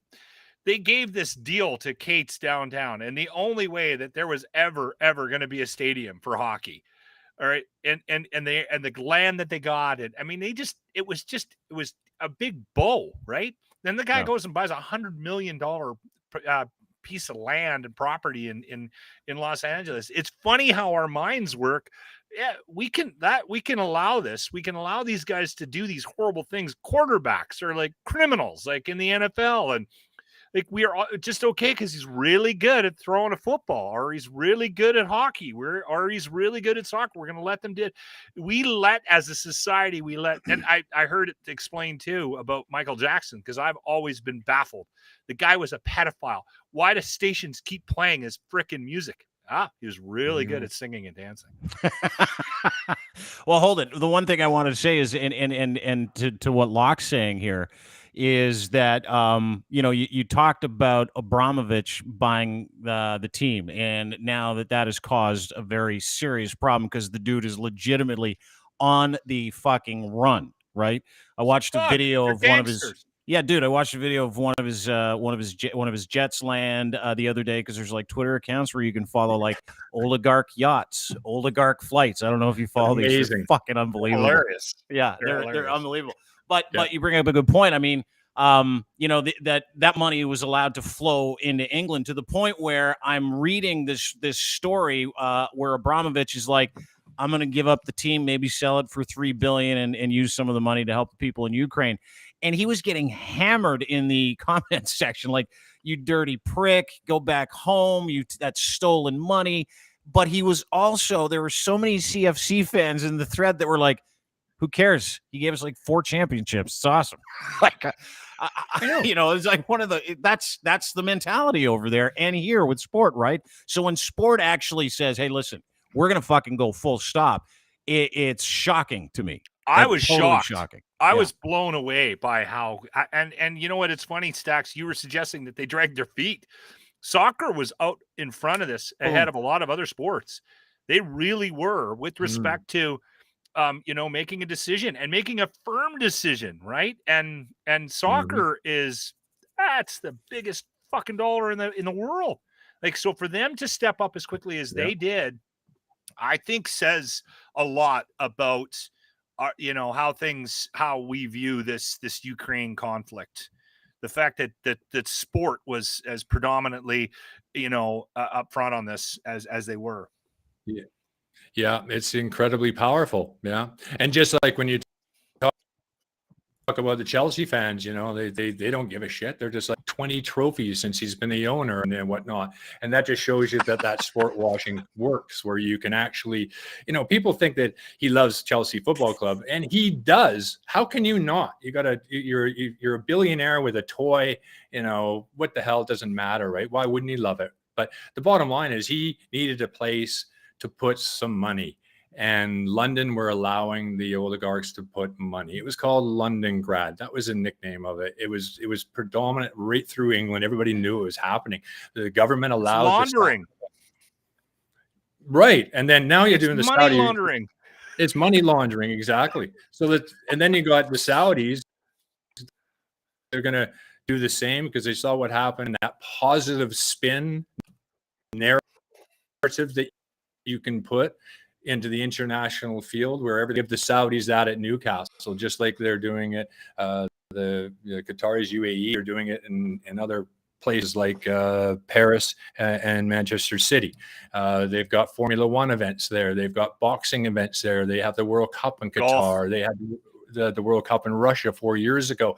They had the Olympics at Sochi. This was all about Putin pounding his chest. It absolutely works, and we've seen that with some of the comments you can see from Chelsea fans. Yeah, dude, and you bring up such a great word. I'm so glad I'm having you on the show today, and thankful that you're here, because sport washing isn't something that we talk about very often. No.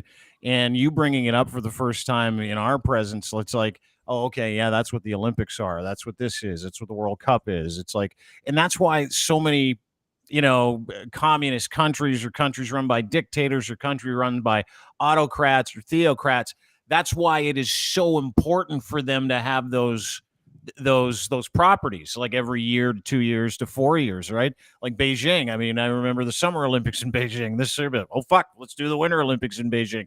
And they wash the political unrest. They wash the genocide of the Uyghur people. And then the fucking crazy part for me, Stacks, is when I hear them, like these countries like China or Russia disagree with the idea that they shouldn't be penalized because sport is separate from human suffering.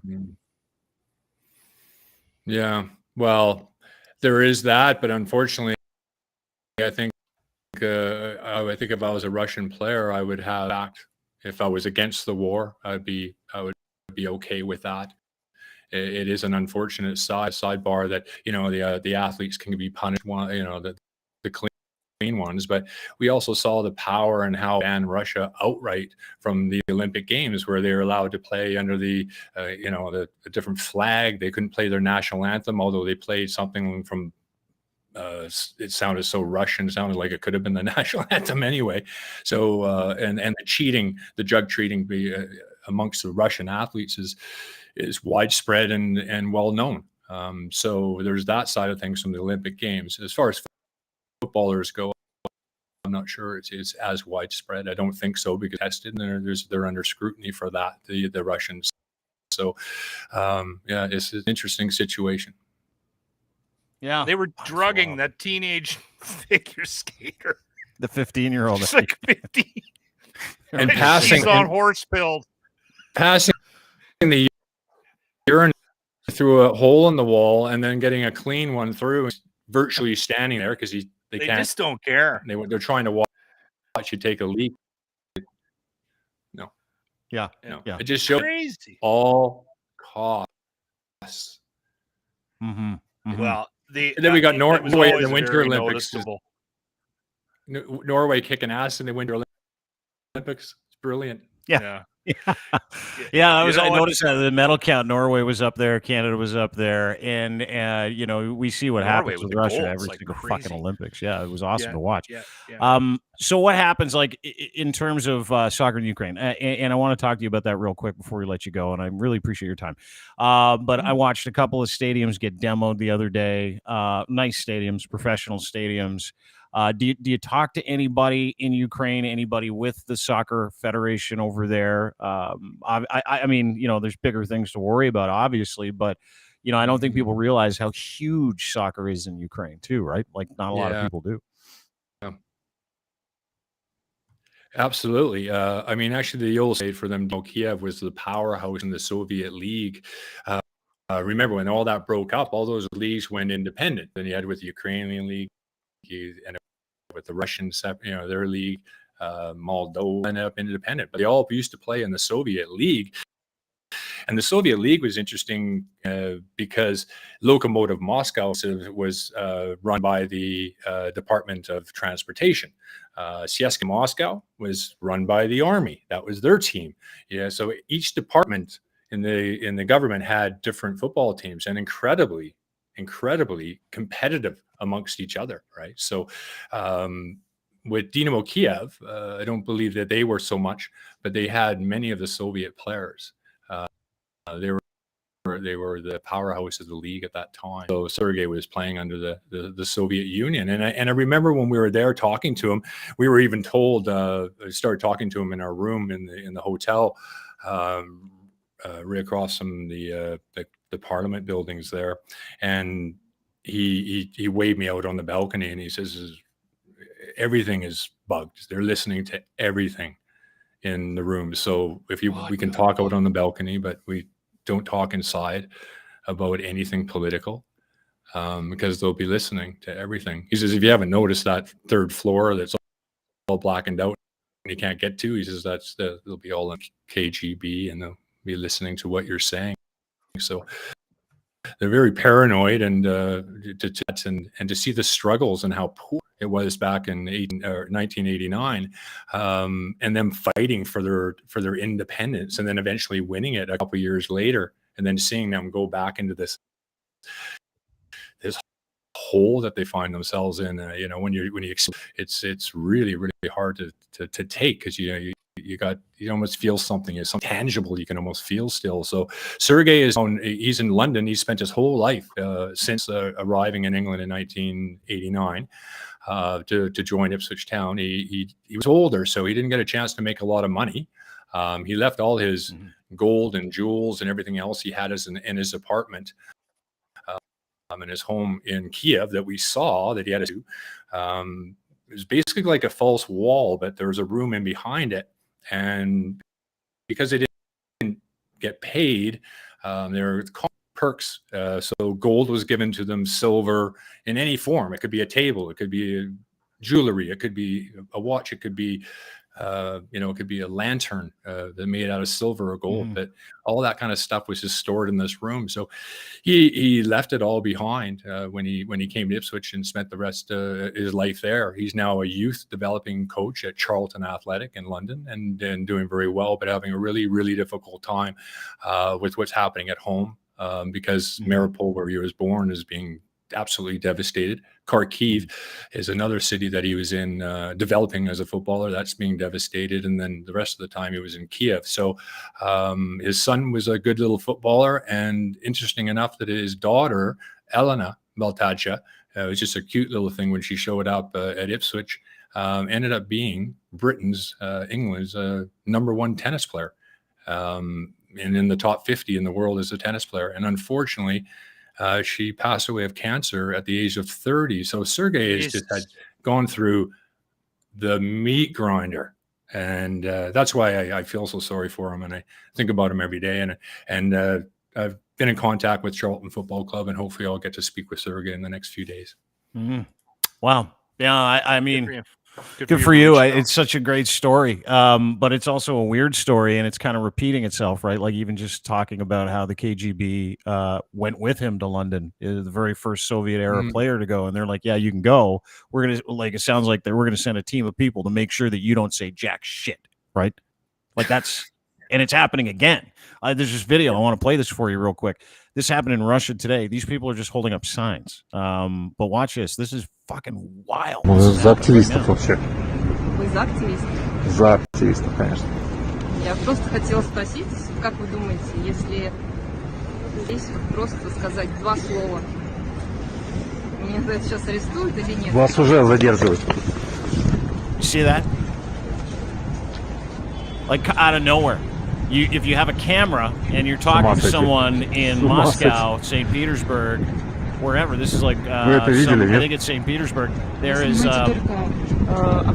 this woman's about to talk to this guy about how she supports the war. She's not even allowed to say that. Watch this.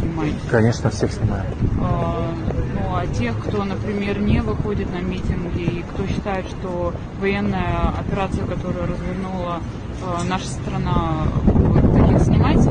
Да, мы все мнения показываем. Ну вот я тоже хочу высказать тогда свое мнение. Скажите. Меня устраивает то, что... Это шок-контент. You see that? Like they're just talking. And that is like every day in Russia. Doesn't matter where you are. If you step out of line, like this is familiar to you, right? Like this is Soviet era shit. Like we're back there. It's got to look familiar. Yeah, I remember him. Just the conversations we had when we arrived there.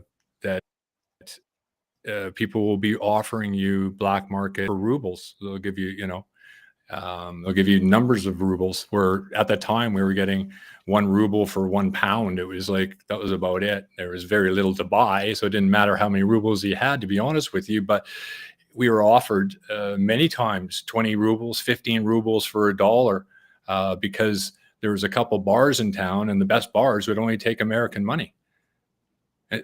Craziest situation. So you did have this underlying situation where you had these really rich Soviets, and here I am as a young kid, really 20 years old anyway, going, I thought this communist thing, I thought everybody's supposed to be equal, and some are more equal than others, quite clearly. Yeah. But the thing that I think we should highlight here is that I tried to get into a Denny's without a mask, and they fucking wouldn't let me.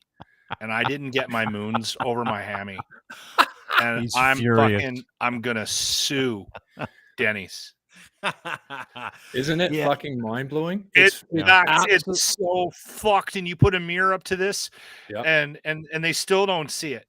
No. It just I don't know how you can rationalize what that is, what China does to their citizens. Like, I mean, and have this idea that your human rights are being violated because you have to put a fucking piece of cloth over your face.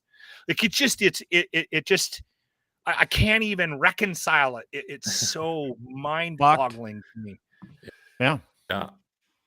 We had a guy phone up. Imagine them if He was so pissed off at Denny's. He was actually, I'm a human rights complaint. Like, this is the fucking guy was suing Denny's for a human rights violation. And I was like, have you seen any videos of people that just even say anything in China? There's like 10 guys on them with fucking sticks beating the shit out of them. I mean, Yeah. like, it's a difference, man. Like, go home, make some eggs. You Shut might not up. be your You don't know family what a again. fucking man. Yeah. That one woman Yeah. looked like she was going to support. She was supporting it, and she's got dragged away. She might not. You might never see her again. I mean, apparently they're Well, hearing that they're releasing most of them, but I mean, No. you cannot protest.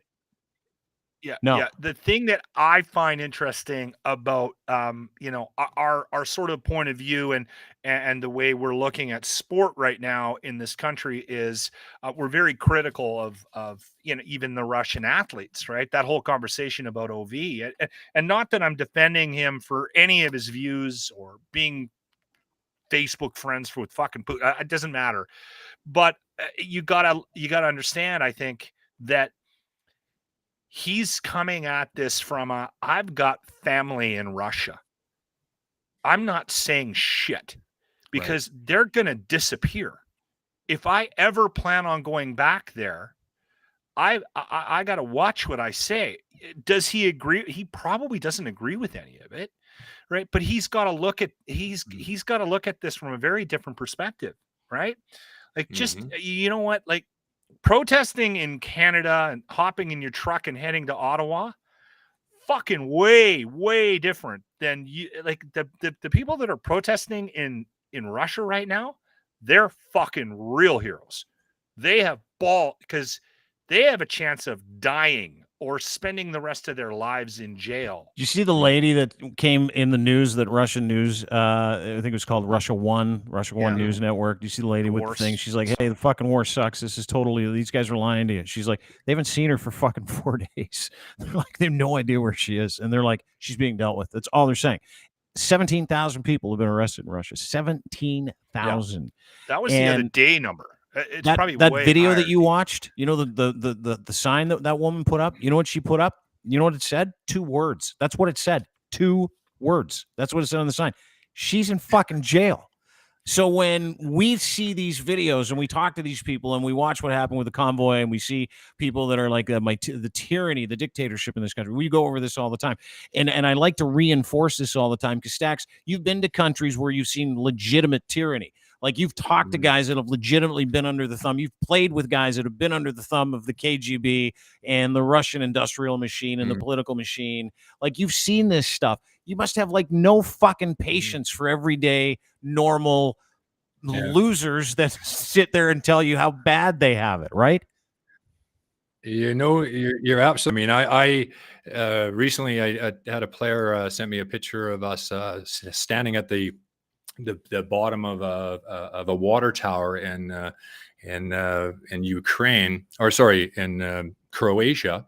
It was in Vukovar, Croatia, just over the border from Serbia, and it was where the war broke out in Yugoslavia, and they took an absolute beating. So we had a game that was pretty close by, and we played with a Croatian player. A couple of them. Well, actually played with 3: Igor Stimac, Davor Šuker, and more.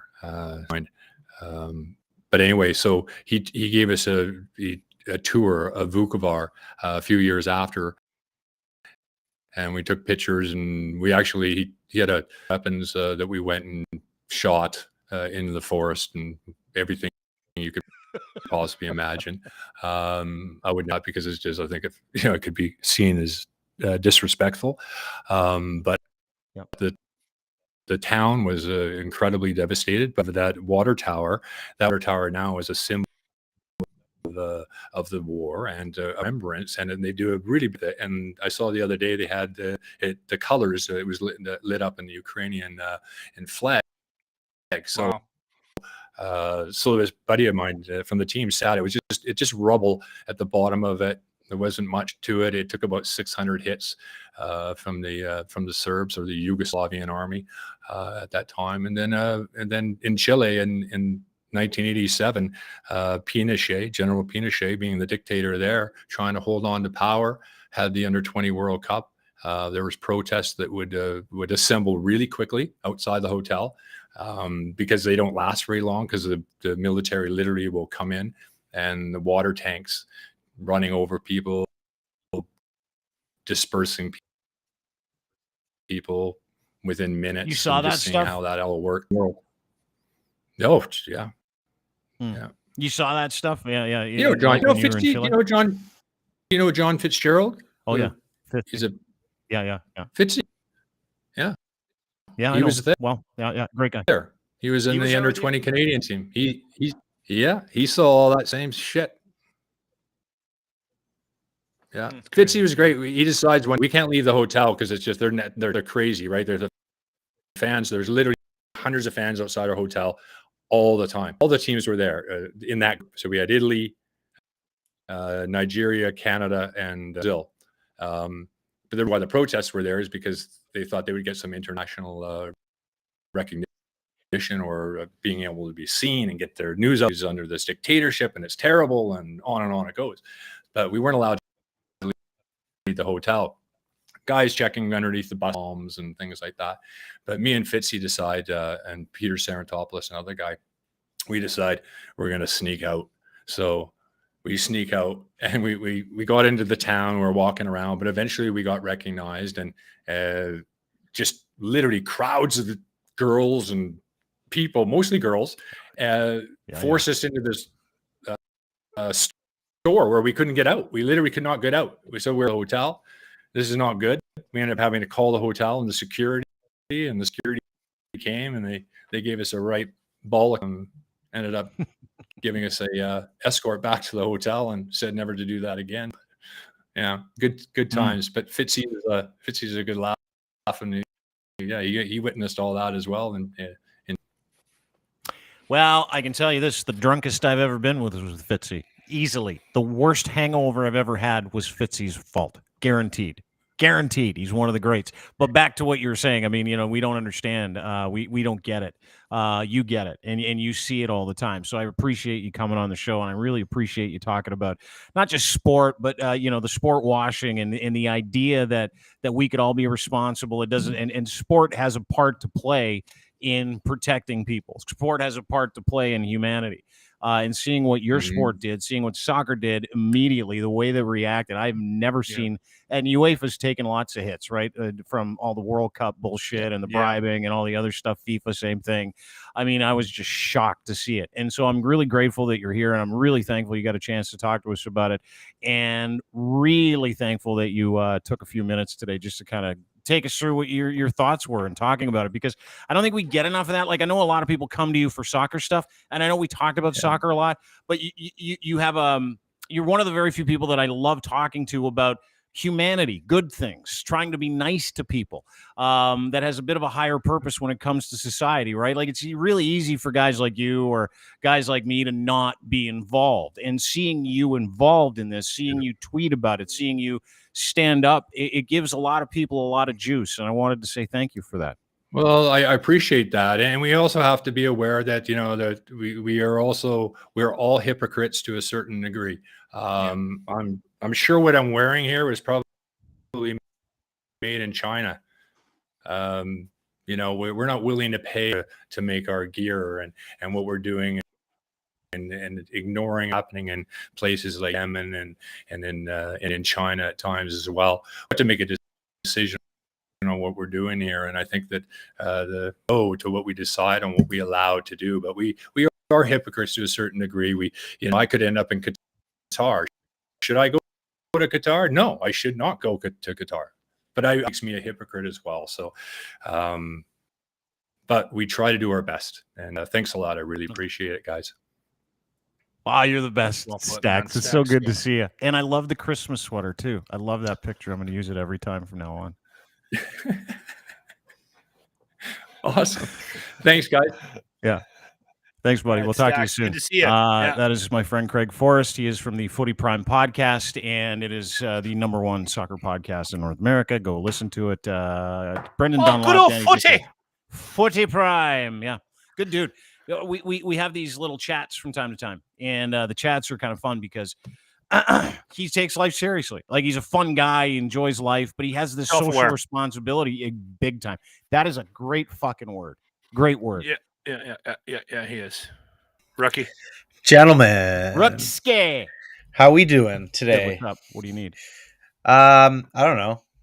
I wasn't gonna come in today because I just got back from work, but I looked on our Tournament of Champions bracket and I had to Oh. report the good news Okay, what's the good that news? we What's the good have news? a heater on our hands. Oh Okay. my God. That's a tight one. We got a So- tight race, folks. Yeah, we're doing the Tournament of Champions Quest for Freedom. It's where we put 16 assholes up against each other, bracket for bracket. And today's assholes were Chris Sky and Pat King. Who's the bigger asshole? Now, if you go to dblundell.com, what you're going to do, yesterday Putin wiped out John Kay, which was no surprise, right? So he moved on. But We this heard is from a John fucking... Kay about that yet. Yes, he's not happy. But here's which makes me happy, strangely. Like, gives me an erection, sort of like a semi, not a full erection because I'm not like that, but it kind of makes me hard. But this is fascinating because we put Chris Sky against Pat King, two of the biggest fucking racist douchebag pieces. I of had shit. trouble voting for this one. I got to be Who'd you honest vote with for? you. Apparently, I voted everybody for did. Pat King. I did too. Yeah, I voted for Pat because I don't know. He's just a marginally bigger dick, in my opinion. Not much, but just marginally. It was Yeah. the violence, right? The threats to shoot The threats people. of yeah. That's what did it for me too. Yeah, I was just Chris Looking at the Sky is numbers, angry and he's a dick. Yeah. Did he threaten to kill people? I don't know. I didn't hear. Well, any just of those that. cops at his house is why he got arrested. One of those 43 times in 6 months. If you remember that, he threatened to run over some cops. He's But been pretty quiet lately. I think it has to do with him not liking jail. Like, 'cause he keeps getting hauled to jail. I think you're right. What were you going to say, Chris? Sorry. But just looking at these numbers here, it looks like Chris Sky is fighting tooth and nail to win, and Pat King's just ahead by a crack. Yeah. Good one. You thought about that one today, didn't you? Might have written it down earlier. Might not have written it down You're during like, breakfast. I got a great fucking I'm dad gonna joke. I'm gonna get on that show today, and I'm gonna do that one. Yeah. So I do that too, though. I save lines. I Do you even really? have them written down. Yeah. Sometimes What do you got? I write What them do you have one for me today? Nothing. Do you got Nothing one? today. No. Oh, the Keeping Denny's thing I did write down. The Denny's thing. The as you moon's over my as you hammy. shuffle your papers, get these papers here. Thought of it write while everything Stax down. was talking, and I didn't want to forget to bring up Denny's. Yeah, Moon's over you didn't. Miami. Yeah, you got it. One of the things that I found interesting is that there's some real juice behind this contest, like the freedom. yeah. Like, I have never seen. Like, we're doing this. We're doing what you do to radio contests. We're doing to online contests. Fucking around with them because we don't give two shits. So Chris and the guys came up to me and was like, "We've got 16 assholes. We're gonna do a bracket." I'm like, "Knock yourselves out. Sounds like fun." And then they send me a couple of like rough drafts. I'm like, "Oh, that's cute." And then they send me the graphics, and I'm like, "This is fucking hot. This is gonna be fun." Because they My put only in, like, problem was you missed a lot of assholes. Like I we can't did. believe that I wasn't involved in the conversation here. I could have given you at least 5 more. which Yeah. assholes did we miss that you would have loved to see in the asshole Well, bracket? Joe Rogan came up. Jordan Peterson came up. Oh, Right. yeah. There's a bunch of guys that could have. Kevin J. definitely- Johnson. Kevin J. Johnson definitely could have been brought up. Yeah. There's a of lot. ass- Yeah. There's a lot. Don Jr. Don. Yeah, Don Jr. We could have easily done 32. Like I said, as soon as I launched the Yeah. bracket, I was like, "Fuck, Another one. So like, many assholes. so we bad, could have like, done. We could have easily Could have put gone in a month 30 on this. There's so many fucking assholes out there. You could do a 32 team asshole bracket and not Save even it for fucking next flinch. year. Yeah. There'll be new assholes that'll crop up. Too. Oh, dude, we'll Yeah, dredge yeah, up the yeah, old assholes, bring in the new assholes. How long do people have to vote for Chris Sky or Pat King at D 12 Blundell hours. show? 12 4 more hours left. Yeah, 4 more hours So left. 4 Chris more Sky, hours. you still have a chance, buddy. You'll really get there. So the thing I didn't realize is what do we do in the event of a tie? And we discussed that it's you guys have to decide. Okay, I can do that. There's If no it's way a there's going to be a 50-50 tie. split. Dude, there's no, because you got Chris Sky, Pat King, 48.1, 51.9, 568 votes. It was like you just took That's this a a pretty couple good hours ago. spread. Yeah. But you Yeah, never know.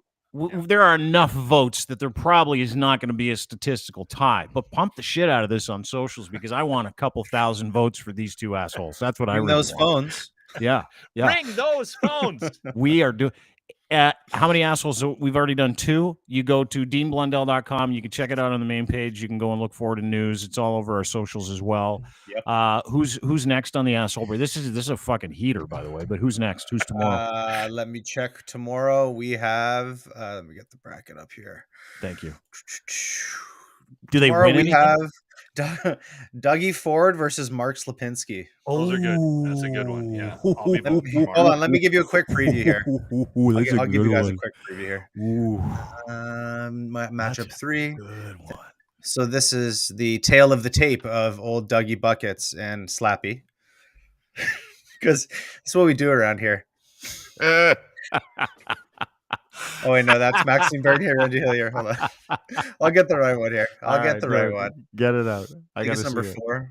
number Yes, 4, here we number go. Number 4. It's funny when like I'm just laughing to myself at my computer in the evening, and my wife's like, "What are you doing?" I'm like, just making a bracket of assholes, you know." She's like, "What?" I'm like, "Don't worry about it. It would take too long to explain, anyways." I'm doing an asshole bracket, hun. Do you need anything? No, I'm just trying to pare it down because I got 20 assholes. I'm trying to get the assholes down to 16. Well, you know her, and she's like, "Can I see the bracket?" I'm like, "Absolutely." She was looking over at laughing, and then she went, "Catholic Church." The number 2 ranked. Don't at me. But yeah, here are the boys. All right. Who do we got? Oh, fuck. We got Dougie Ford and Mark Slipinski, ladies and gentlemen. So, Doug Ford loves Tim Hortons breakfast sandwiches. Yep. Can help you out of an ice storm. Yep. Friggin' sends her on a snowmobile, bud. Mark Slipinski totally doesn't run any misinformation websites. Yes, he does. He's a really good guitar player, and he cuts his own hair. No, he doesn't. He is a terrible guitar player, but you're 100% right. He does cut his own hair. By the way, tomorrow. Oh, fuck. That's brilliant. Absolutely brilliant. By the way, you do know that Mark Slipinski also has his bank account has been frozen. Oh, that's a fact I didn't know. Yeah. Slipinski's entire bank account has been frozen. Entire bank account. And not only has his bank account been frozen, and not only can he not bank anywhere, and that was from being part of the whole Ottawa thing, by the way. He's one of those dudes that got caught up in it. Surprise. Mark Slipinski got caught being part of the insurrection because he's a piece of shit.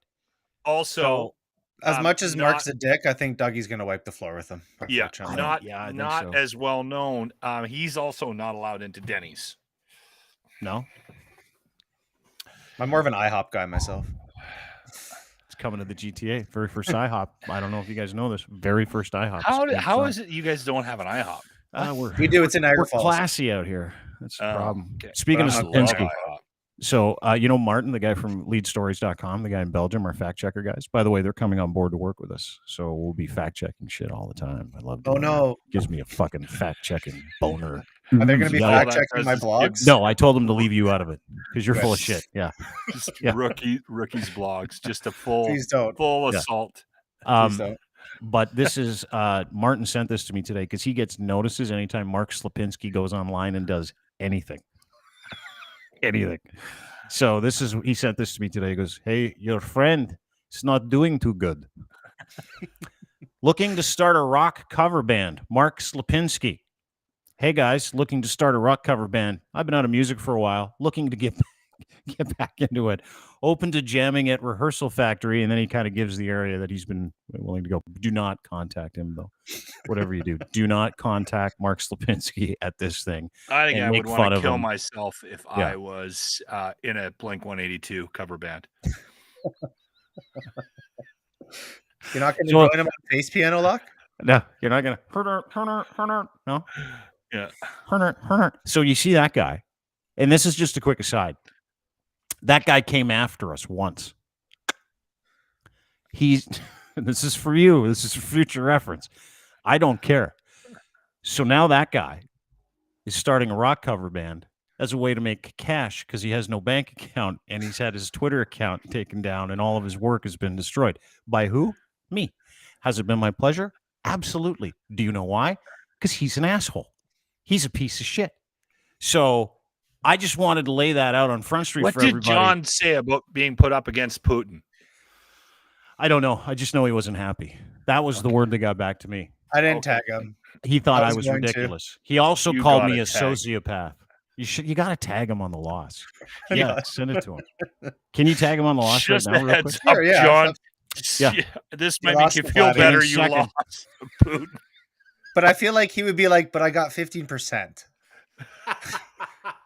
Like That means- 15% of people were like, He's such a fucking loser. Like 15% of people that voted were like, he's worse than Putin. Like, I gotta admit, I was actually a little disappointed that Dean got most of the asshole votes in the head-to-head battle that we had on Sunday. right? Because I'm clearly less of an asshole. If you were like comparing people as like the asshole things they do, case in point, you're curling this weekend, which you admitted to me on the show yesterday. Okay, You hold on. intentionally ruined on purpose because you hated it and got wasted. And I'm like, why didn't people pay attention to that? I would have come in first, not second to you in terms of not being the What did I asshole. And do? it bothered me. What did I do?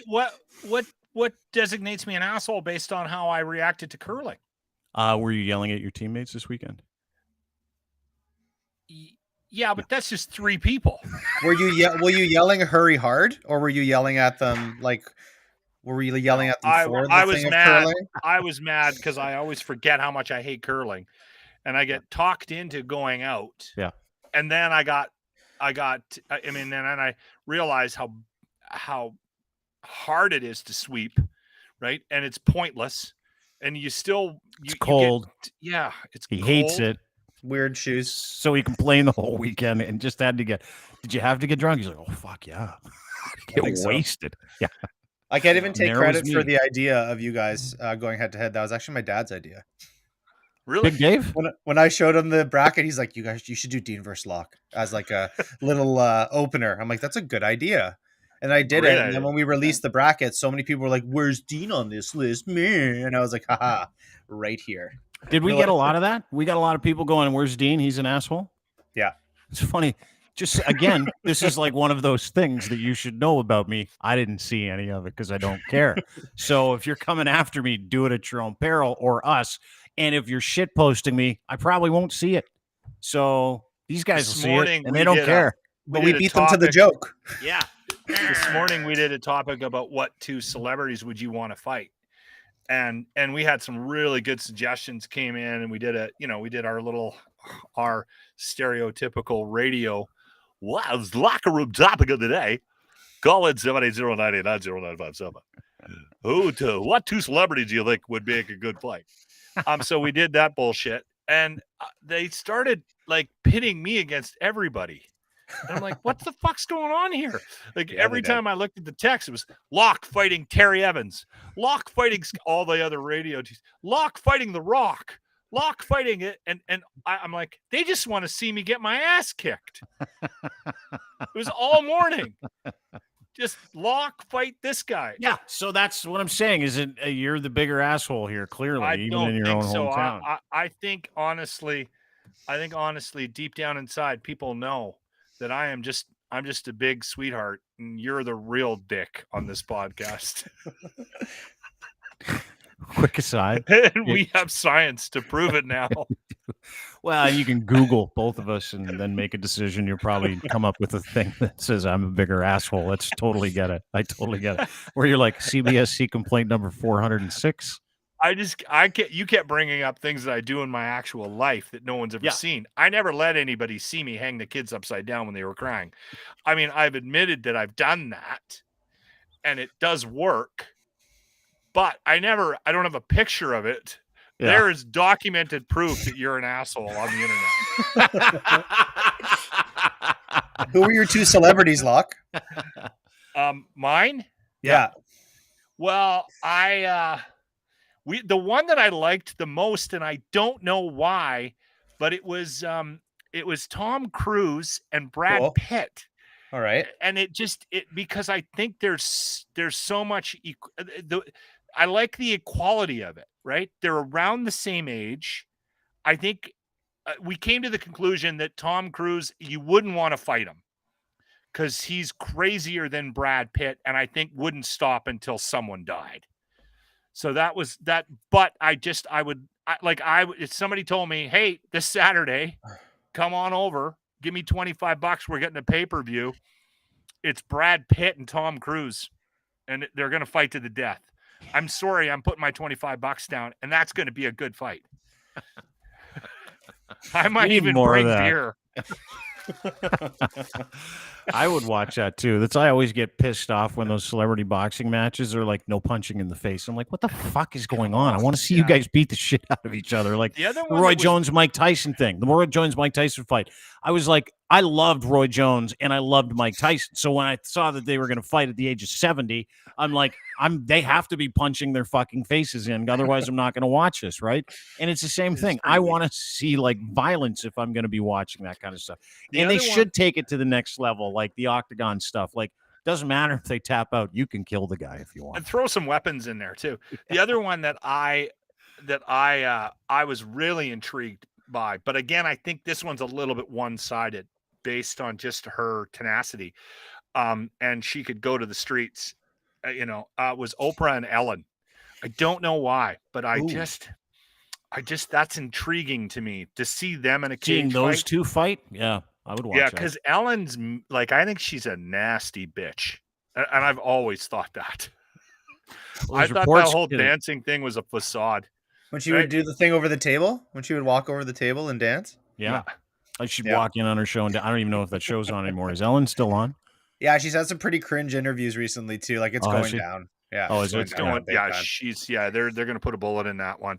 Oprah, too, I think there's something really, really sketch about Oprah.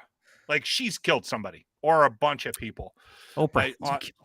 Absolutely. I'm going to throw my hat into the ring and go James Corden and Joy Behar. Yeah. I hate both of those people as well. A slap fight. And it's weird that I hate James Corden. Yeah, Joy Behar would kick his ass.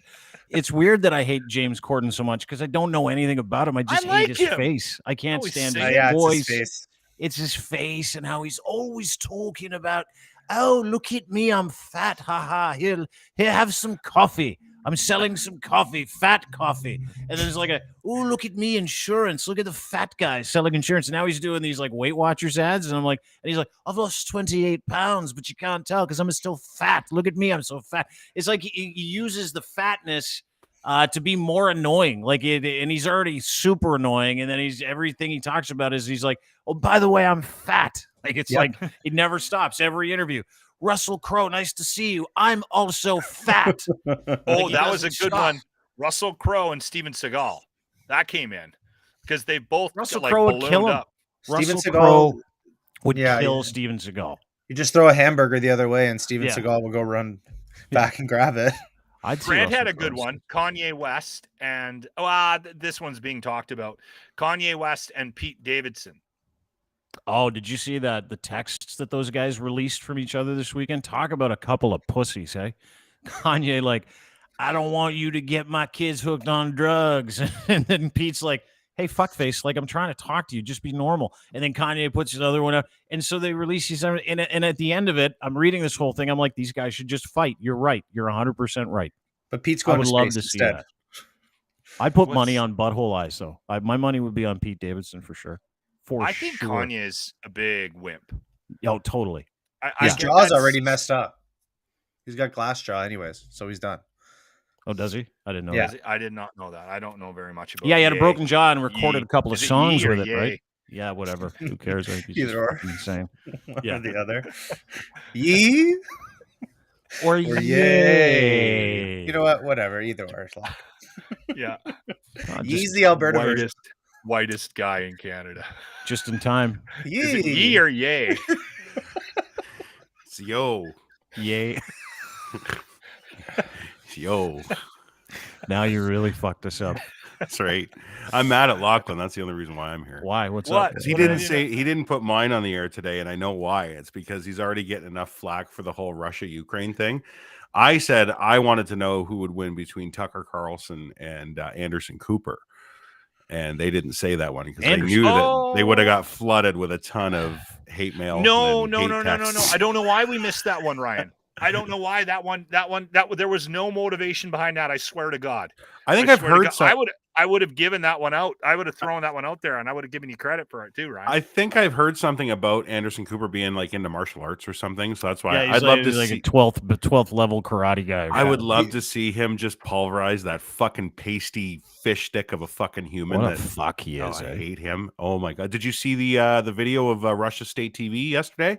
No, with him what were they on the talking about? big screen in the background saying that Tucker Carlson has his own agenda, but he seems to be moving more and more towards our viewpoint.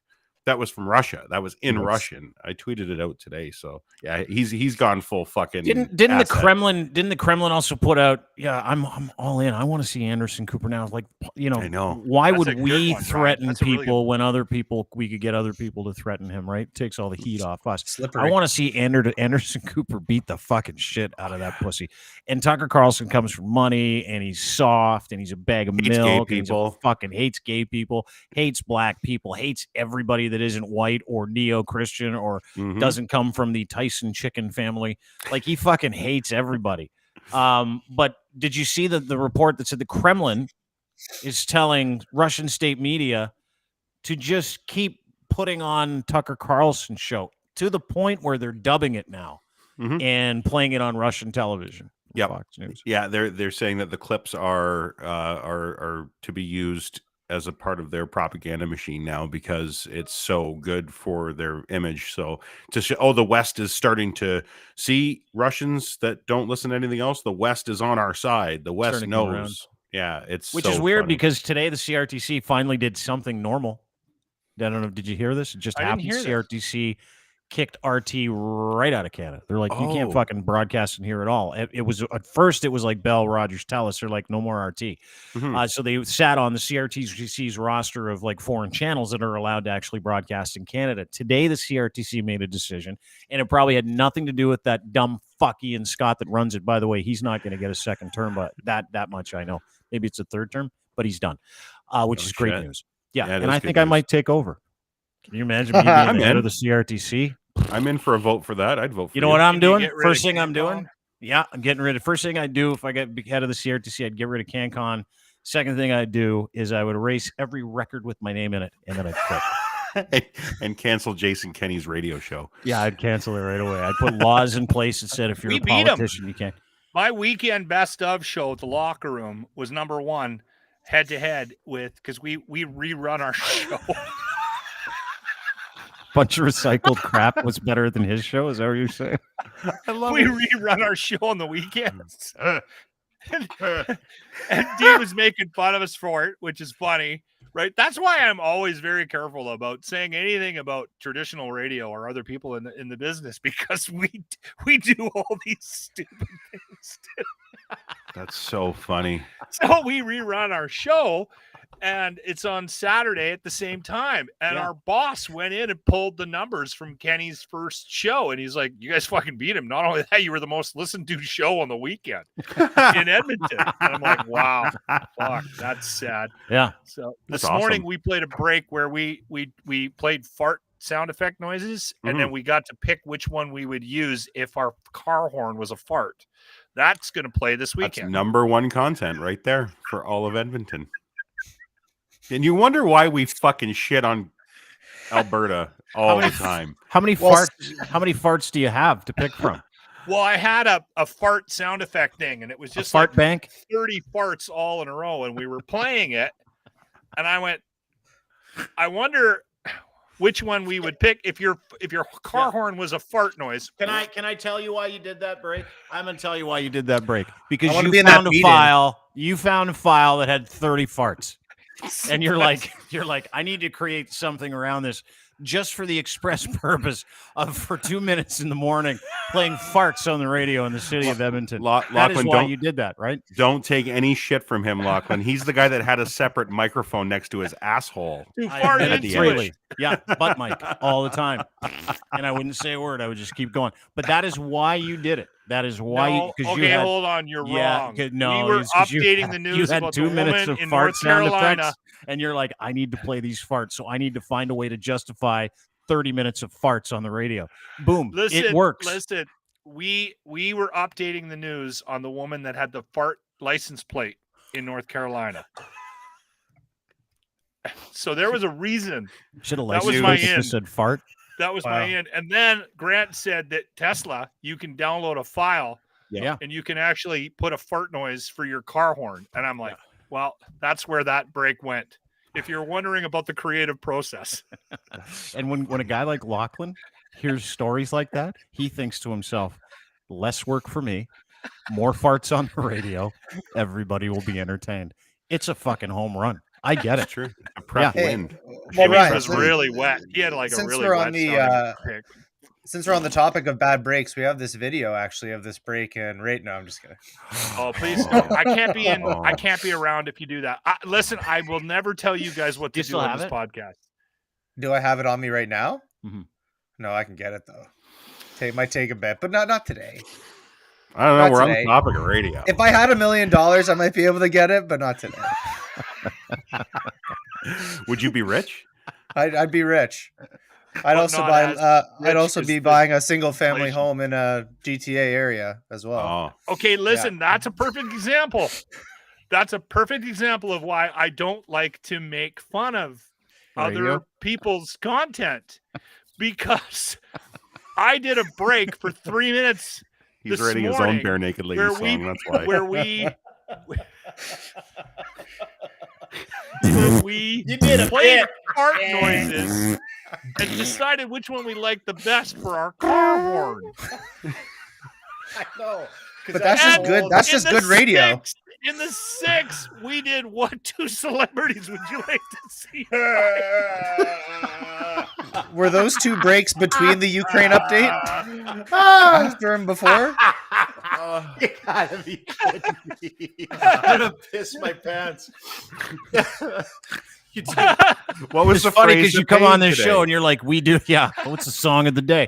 You come on this podcast and you're like freewheeling, easy peasy, nice and easy. Little do we know, in the morning for 3 hours, you're like, whoop whoop, everybody. If you hear the fart in the next 30 minutes, you can win a Tesla. Weenie and the Buzz. Coming up next, Dairy Queen birthdays, everybody. Dairy Queen birthdays. And we got a giveaway. We have to give away tickets. To what? And we're like, well, we'll do Pete Davidson trivia tomorrow because we're always getting in shit for just fucking around with our giveaways. So I'm like, could we do Pete Davidson? Do you think anybody would get mad at that? Jimmy wrote a poem for Army Chris's birthday. And he rhymed mold and old. Stop it. It's the worst radio ever. And people love it. So now you know why I don't want to fucking shit on other people's content. Because you're doing this stuff. But the whole time we make fun of it, you're like, yeah, those guys are losers. And then the next morning, you're like, time to haul out the bits. Hey, what did we make fun of yesterday? What did I write down? I'm in Edmonton. They'll never hear me.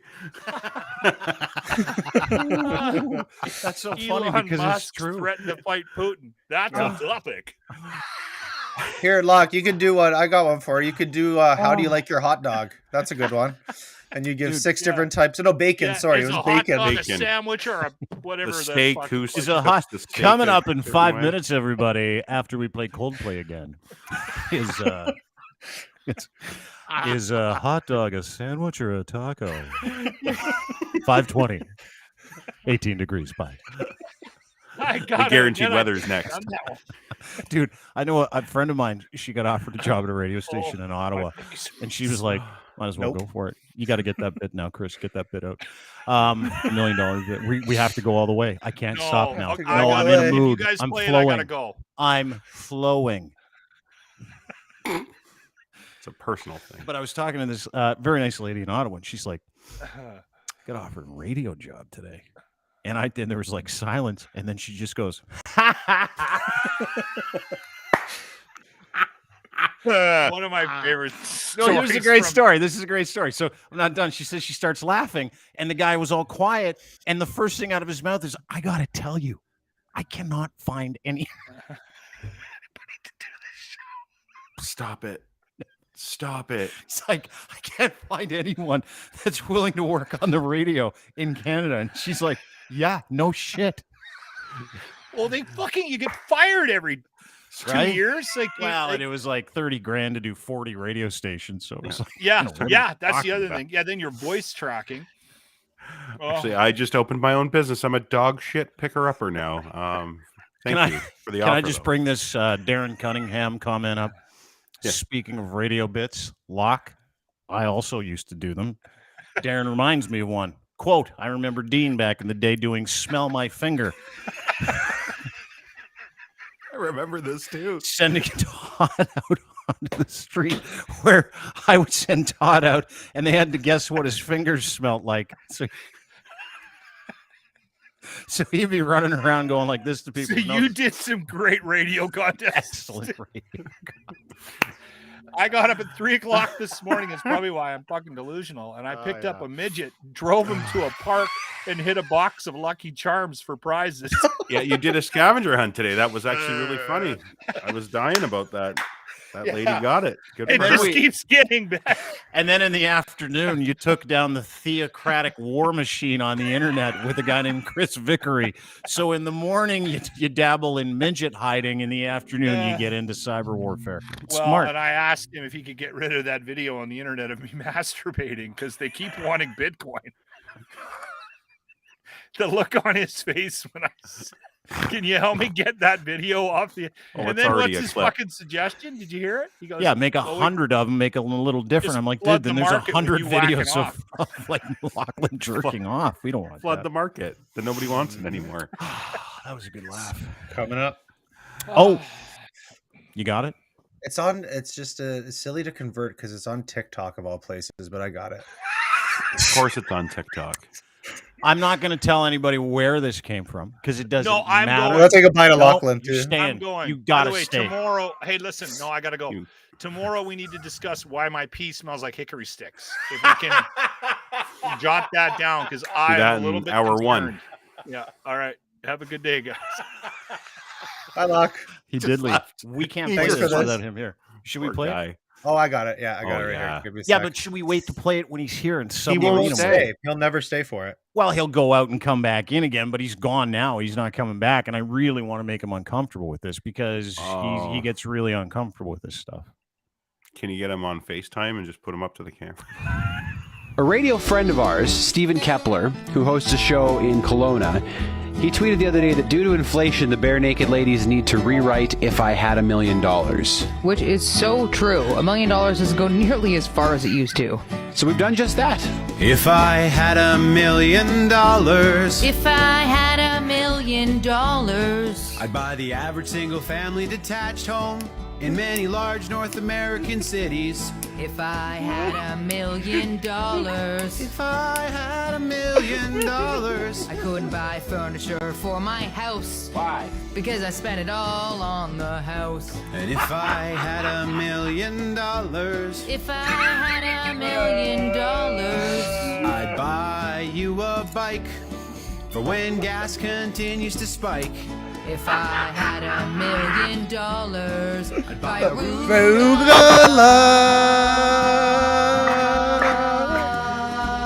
Oh my God! If I had $1 million, It'd be worth half as much as in 1992. If I had $1 Holy million, fucking have less shit. than your parents at the same age as you. If I had $1 million, million. Maybe turn up the heat in my apartment by a degree or two. Maybe pay my utility bill. Oh, maybe pay my utility bill. Low risk GIC. I could stop letting it mellow if it's yellow.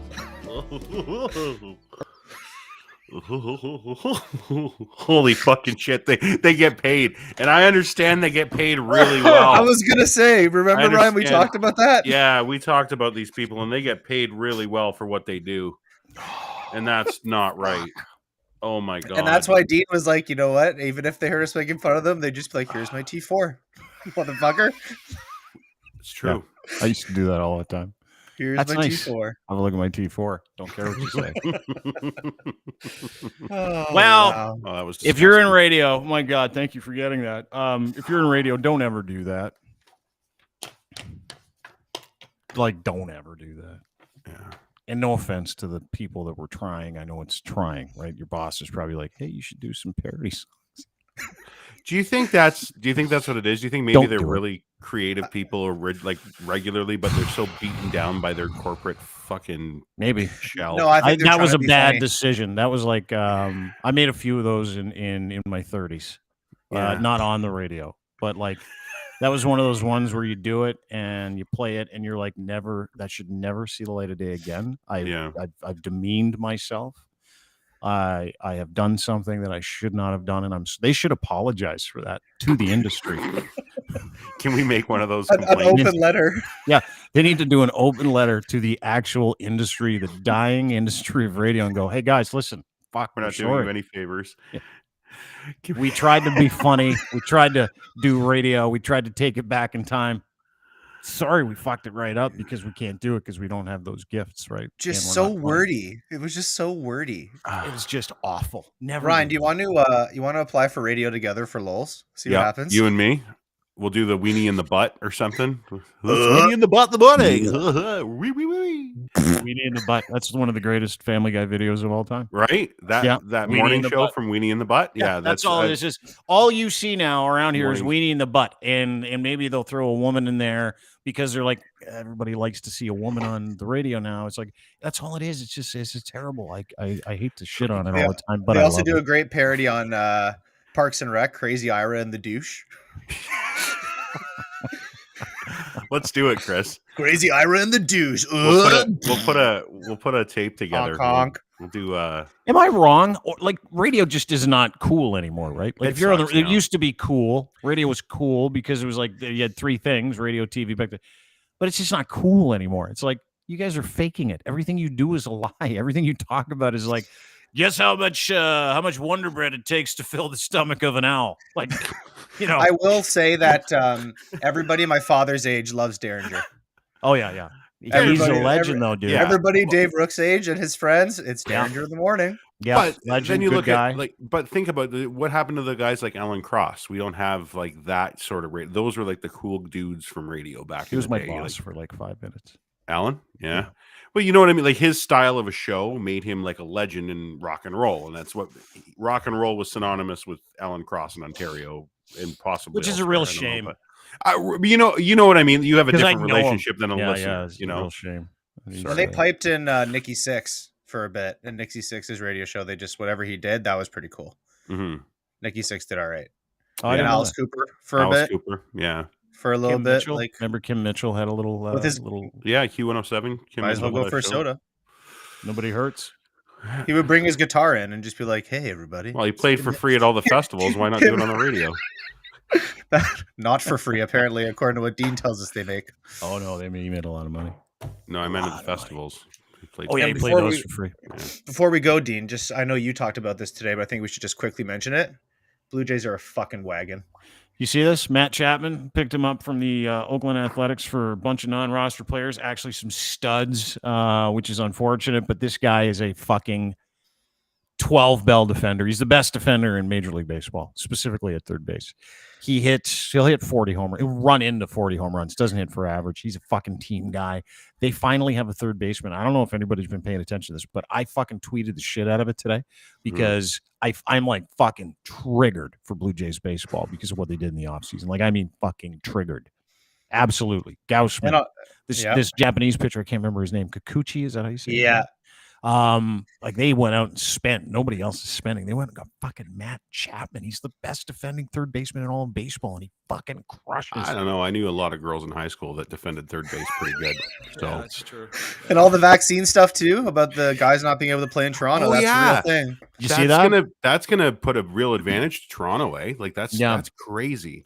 Yeah, that vaccine rule should be good for 10 to 12 wins this year, because I don't know if people know this. There are a bunch of New York Yankees, a bunch of Boston Red Sox, some Tampa Bay Rays. They'll be the guys that you're going to compete with in the AL East this year that are not vaccinated. Because they're not vaccinated, they cannot come into Canada, and they cannot legitimately come and play in Canada. But here's the fucking rub. They also, those New York athletes, like the Yankees, the Mets, if they're not vaccinated, they're not allowed to play in New York either. They won't be allowed in the stadium. No, That's no. right. I put that in my article that I feel like that's what's going to make New York change the law.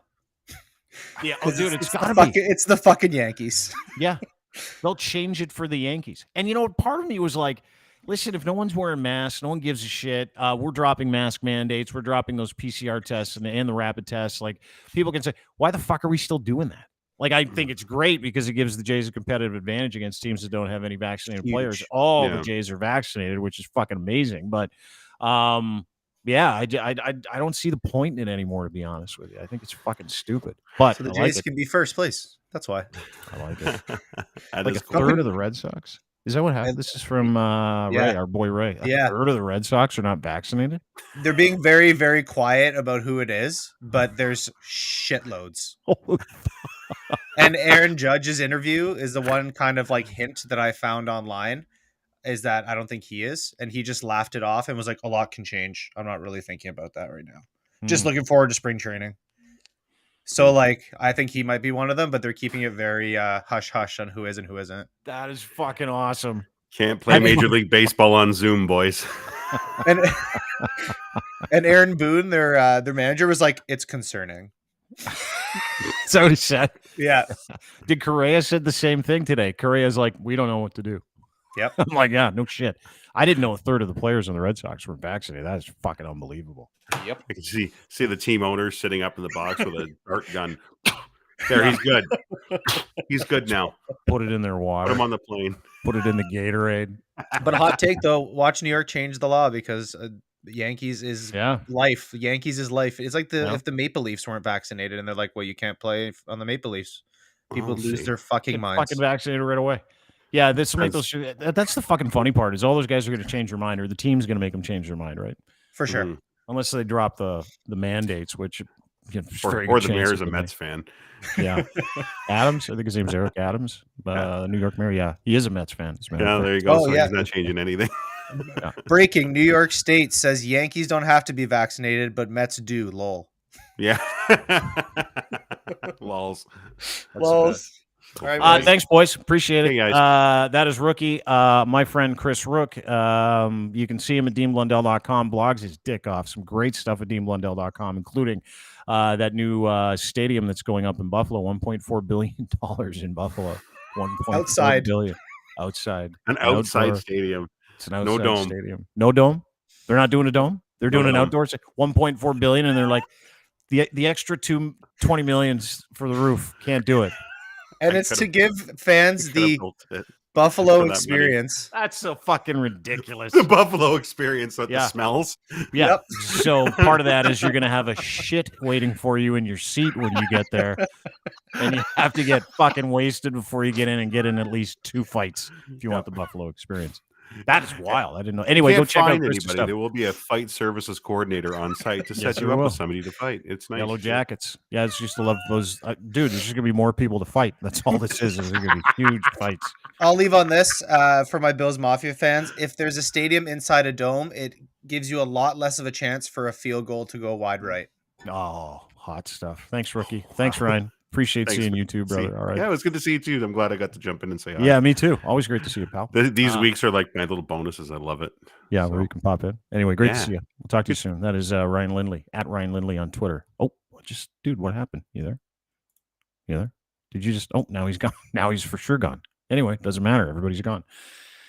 That's it for us. Have a great day, everybody. Thanks to everybody who was part of the show. Thanks to Craig Forrest from the Footy Prime podcast. Make sure you download the Footy Prime podcast for your soccer guy. It's like basically the definitive soccer podcast in North America.